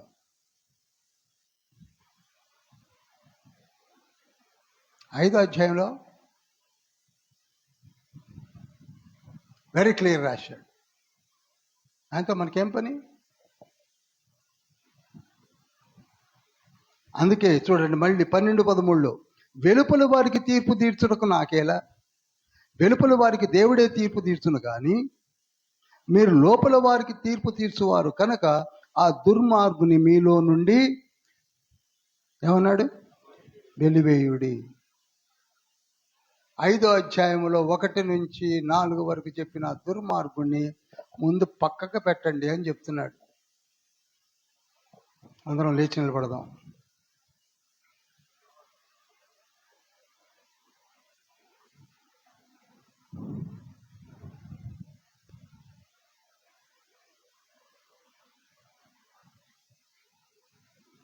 హల్లెలూయా.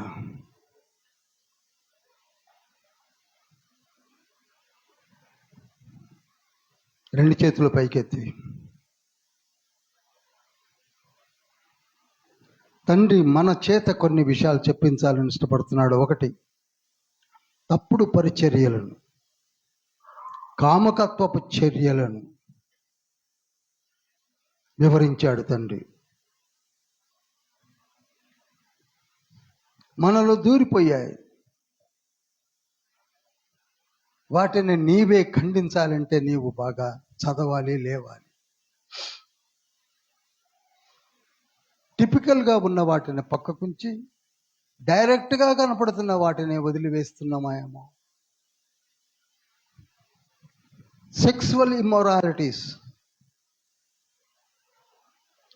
ఎక్కడ కూడా ఎప్పుడు ఎంటర్టైన్ చేయొద్దన్నాడు. ఎక్కడి నుంచి? ఆల్మోస్ట్ ఆల్ ధర్మశాస్త్రము నుండి మొదలుపెట్టి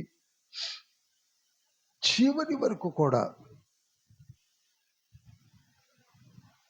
ప్రకటన గ్రంథం 22వ అధ్యాయం 15వ వచనంలో కూడా మళ్ళా ఉటంకించాడు తండ్రి.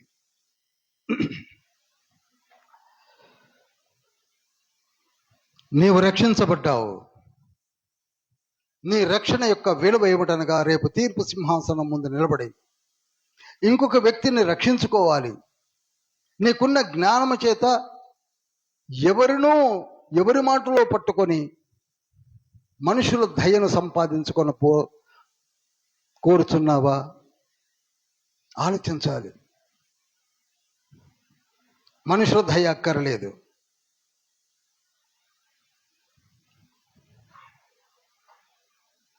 అందుకే అంటున్నాడు, నీవు రేపటి దినాన పరలోక రాజ్యములోనికి వెళ్ళినప్పుడు నీవు రక్షించుకోవాలి కదా. అలాగే ఇంకొకరిని రక్షించుకోవాలంటే నీవు నిష్కర్షగా చెప్పాలి. అంతేగాని మనము పట్టించుకోక సమయాన్ని వెళ్ళబుచ్చుకుంటున్నామేమో. ఆత్మలందు వాంఛలేక సోమరులై కాలము వ్యర్థపరచువారానాడు చింతతోడ నిల్తురు. ఒక ఆత్మనైనా నేను రక్షింపక యేసువా ఒక ఆత్మనైనా నేను రక్షింపకాయేసువా,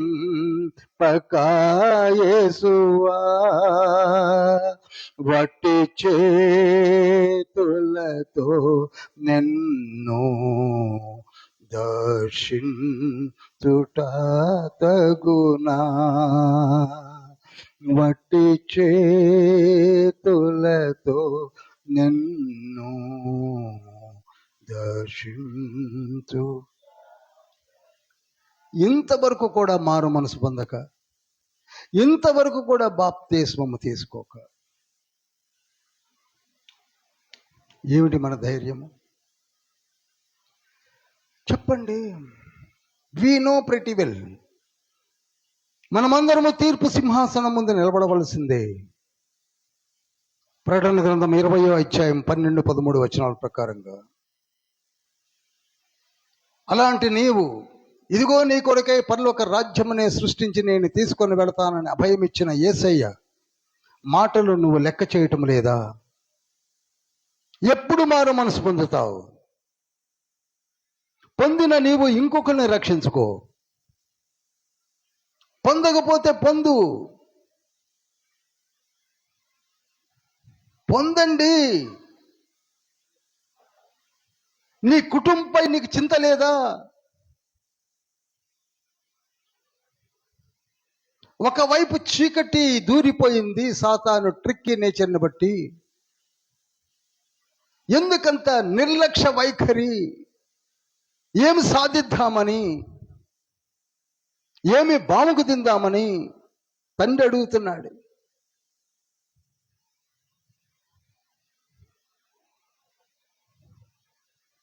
ఎంతకాలము? 2000 years సంఘాలు పెట్టేసుకున్నాం, మారు మనసు పొందటం లేదు.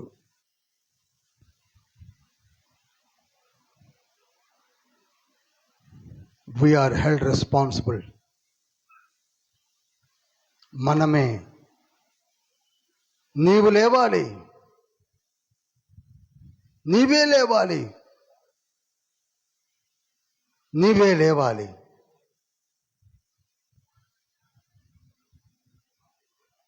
లేవడానికి ఆలస్యమైతే నీ కుటుంబం ఎప్పుడు తండ్రి వద్దకు నడిచి వస్తుంది?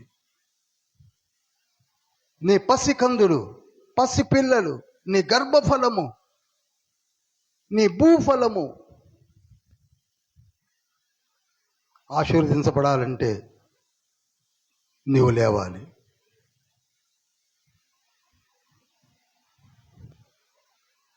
నాకు తెలిసిన బైబిల్ ఇదొక్కటే. Don't waste your time. పౌలు గారు 14 పత్రికల్లో కన్నీటితో రాసింది ఏమిటనగా, రెక్టిఫై చేసుకుంటా. అసలు నీవు సబ్మిట్ చేసుకుంటే ఈ 7 విషయాలు నీతో జరగనివ్వకుండా కాపాడే ఆత్మ తండ్రిని నీలోనే ఉంచి ఉన్నాడు. You need not worry and also no worry at all. కానీ పొందని వాళ్ళు, మారు మనసు పొందని వాళ్ళు ఆత్మ లేక ఇలా రాలిపోతున్నారు, వాలిపోతున్నారు, పక్కకెళ్ళిపోతున్నారు, పోగొట్టుకుంటున్నారు. జ్ఞానం వెతుక్కుంటున్నారు కానీ మారు మనసు పొందడం లేదు. 1 కొరింథీ పత్రిక 1వ అధ్యాయము 22, 23, 24లోనే అన్నాడు పరిశుద్ధాత్మ తండ్రి పౌలు గారి ద్వారా, ప్రభువా మీ ఎదురుగా నిలబడి ఉన్నాం తండ్రి, మీ బిడ్డలమైన మమ్ము, మారు మనసు పొందిన బిడ్డలు, పరిచర్య చేస్తున్న బిడ్డలు, యవ్వన బిడ్డలు ఉన్నారు. వారికి దివ్యమైన జ్ఞానాన్ని ఇవ్వండి, వాక్శక్తినివ్వండి, ఆత్మ ఫలమును దయచేయండి, ఆత్మ వరములను కూడా అనుగ్రహించండి. లేదని చెప్పుకునే వారికి ఉందని చెప్పించండి. ఏ బిడ్డలే చెప్తారు, చిన్న బిడ్డలు చెప్తారు, ఈ కార్యములు జరిగించండి, బైబిల్ స్టడీని దీవించండి. ఎండలు ఆరెంజ్ అలర్ట్స్ తెలుగు రాష్ట్రాల్లో 44 నుంచి 50 మధ్యలోనికి వెళ్ళిపోతాయని ఫోర్కాస్ట్ ఉన్న దినములలో ఉన్నాం. మమ్మల్ని ఆశీర్వదించండి, మీ కార్యములు జరిగించండి, సంఘ పెద్దలను దీవించండి, సంఘ కాపరి కుటుంబాలను ఆశీర్వదించండి. దూర ప్రాంతంలో నుంచి మా మధ్యలోనికి నడిపించబడిన ప్రతి బిడ్డను మీరు ముట్టండి, ప్రతి బిడ్డను ముట్టండి, ముట్టండి, ముట్టండి ప్రభు. Touch my lord, touch my lord. దివ్యమైన జ్ఞానమును అనుగ్రహించండి, మనోనేత్రములు వెలిగించి మమ్మలను వాడుకోమని. చివరిగా ఒక మాట అంటాను, యేసయ్య, యేసయ్య, యేసయ్య, యేసయ్య, నన్ను వాడుకో, నన్ను వాడుకో యేసయ్య, నన్ను వాడుకో యేసయ్య. అలనాడు పౌలును వాడుకున్నట్టుగా, బర్నబాను వాడుకున్నట్టుగా, తిమోతిను వాడుకున్నట్టుగా, తుకికును వాడుకున్నట్టుగా, శీలను వాడుకున్నట్టుగా, యోహాను వాడుకున్నట్టుగా, గాయుడును వాడుకున్నట్టుగా నన్ను వాడుకోండి తండ్రి. హల్లెలూయా, హల్లెలూయా, హల్లెలూయా, హల్లెలూయా. వాక్శక్తినివ్వండి, జ్ఞానమునివ్వండి. మేము కూడా ప్రకటిస్తాం, మేము కూడా బోధిస్తాం, అనేక ఆత్మలు రక్షిస్తాము తండ్రి. హల్లెలూయా.